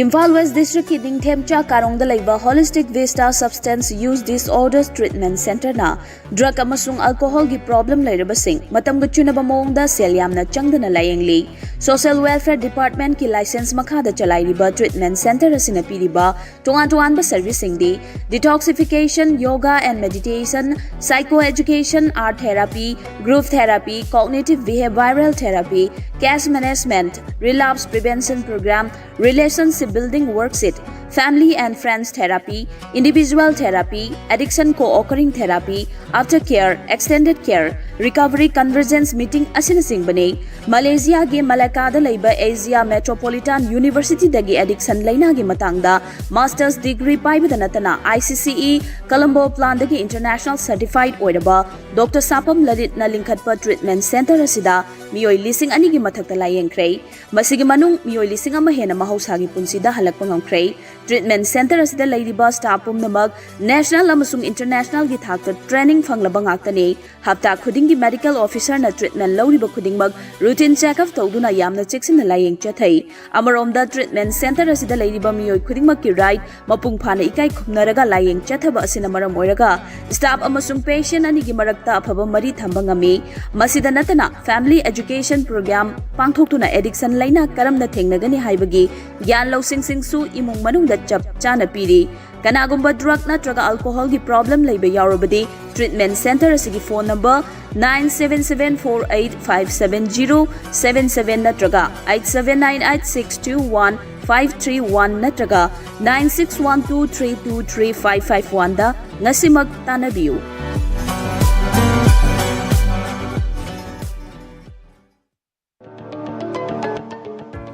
Lengsin Biro, Lokta Girls Hostel, Sangai Pro Airport Road, Imphal West, Manipur. Loinana, admission hangduk chare 2024 yoina, class 11 amadi 12 kidama. Mapamasigi hena khudong saba singdi. Masak maming lerba school gi expert lecture singna. Residential coaching classes logjagani. Separate room pamba mahiroi singi oina. Miyoi ani amasu miyoi marigi oiba room leijagani. Nel khongma maphamdagi lapna leiraba mahiroi singna. Ingna chingna larik paba da khudong chaba mafam oiri. Yamna hygienic oina mess sap tawjagani. Hostel manungda library gi room leijari. Arapa amasung anakpa school singda tamba mahiroi singi band gi service leijagani. Tongan ba facilities singi akupa marol gi dama Sangai Pro Land for opposite Iskon Mandir da leiba Lokta Girls Hostel da lakpiduna khangbiraba yagani. Akupa marol gi dama call tobiu 8837045609 loinana 70051696262 Kaubiraganu Mahiroi singi damak yamna khudong chaba mafam amani Lokta Girls Hostel Sangai Pro Airport Road Imphal West Manipur Lengsin Biraksi MM Vision Center Khangabok opposite KM Blooming Higher Secondary School Mafam asida frame da 50% ki discount pizari Loinana blue cut amadi blue cut photochromic lobada ahongba mamalda phangbigani Khangabok te leiriba KM Blooming Higher Secondary School gi hek opposite te leiriba MM Vision asi ayuk ki pung 8 dagina numidang warang gi pung 5 phawba nungti gi hangduna leijari मफम असिदा village volunteer सिंगी हेना खुदोंग चाबसु पिजरी relief camp लैबा छात्र छात्री सिंगी खुदोंग चाब कया पीदुना लाक्सरी मखा ताना सु पिजखिगनी इमरजेंसी दा मिट फत्तब चंगबा फौ योरकुप नुंजरेंग असिना चिंग संख्रबदी वाबिरुरगनु मदुगी दमक खुदक लोकथोप याबगी खुदोंग चाबसु एमएम विजन सेंटर खांगाबोक्ता खुदोंग चाब लेजरी लोइनाना अनौब खुदोंग चाब अमना हांगदोकचरी MM vision centre Heirok branch near CHC hospital Heirok मसिगी दमक कॉल तोबियु 8787496898 लोइनाना 9383091048 लोइनाना MM vision opposite KM blooming higher secondary school असिगी नंबर ना 8787496898 अमदी 7005754180 ngasi makling sinbirakna adhomna khudong saba singasi lobiyu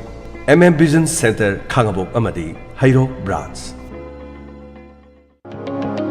Admission hangdokchare Pre-Primary Teachers Training Institute Malom Tuliyama Kongba Thongmachala Nawa Sindamkot Mafam asida English Hindi Maitei Mayek Yoga Rhymes Computer Psychology Method of Teaching Drawing Art and Craft Loinana Storytelling 90% job opportunity phanglagadaba Nawa Sindamkot Akupa marol gidama 8794782217 Loinana 8837483810 Hariba number singeste call toroga tanabiu ngasi mak unabiu Pre-Primary Teachers Training Institute ama oriba Nawa Sindamkona Base kaya mathang chathajarakpada anoba base kidama ngasi mak anoba hangdukchare Nawa Sindamkon Pre-Primary Teachers Training Institute Malom Tuliyama Kongba Thongmacha Admission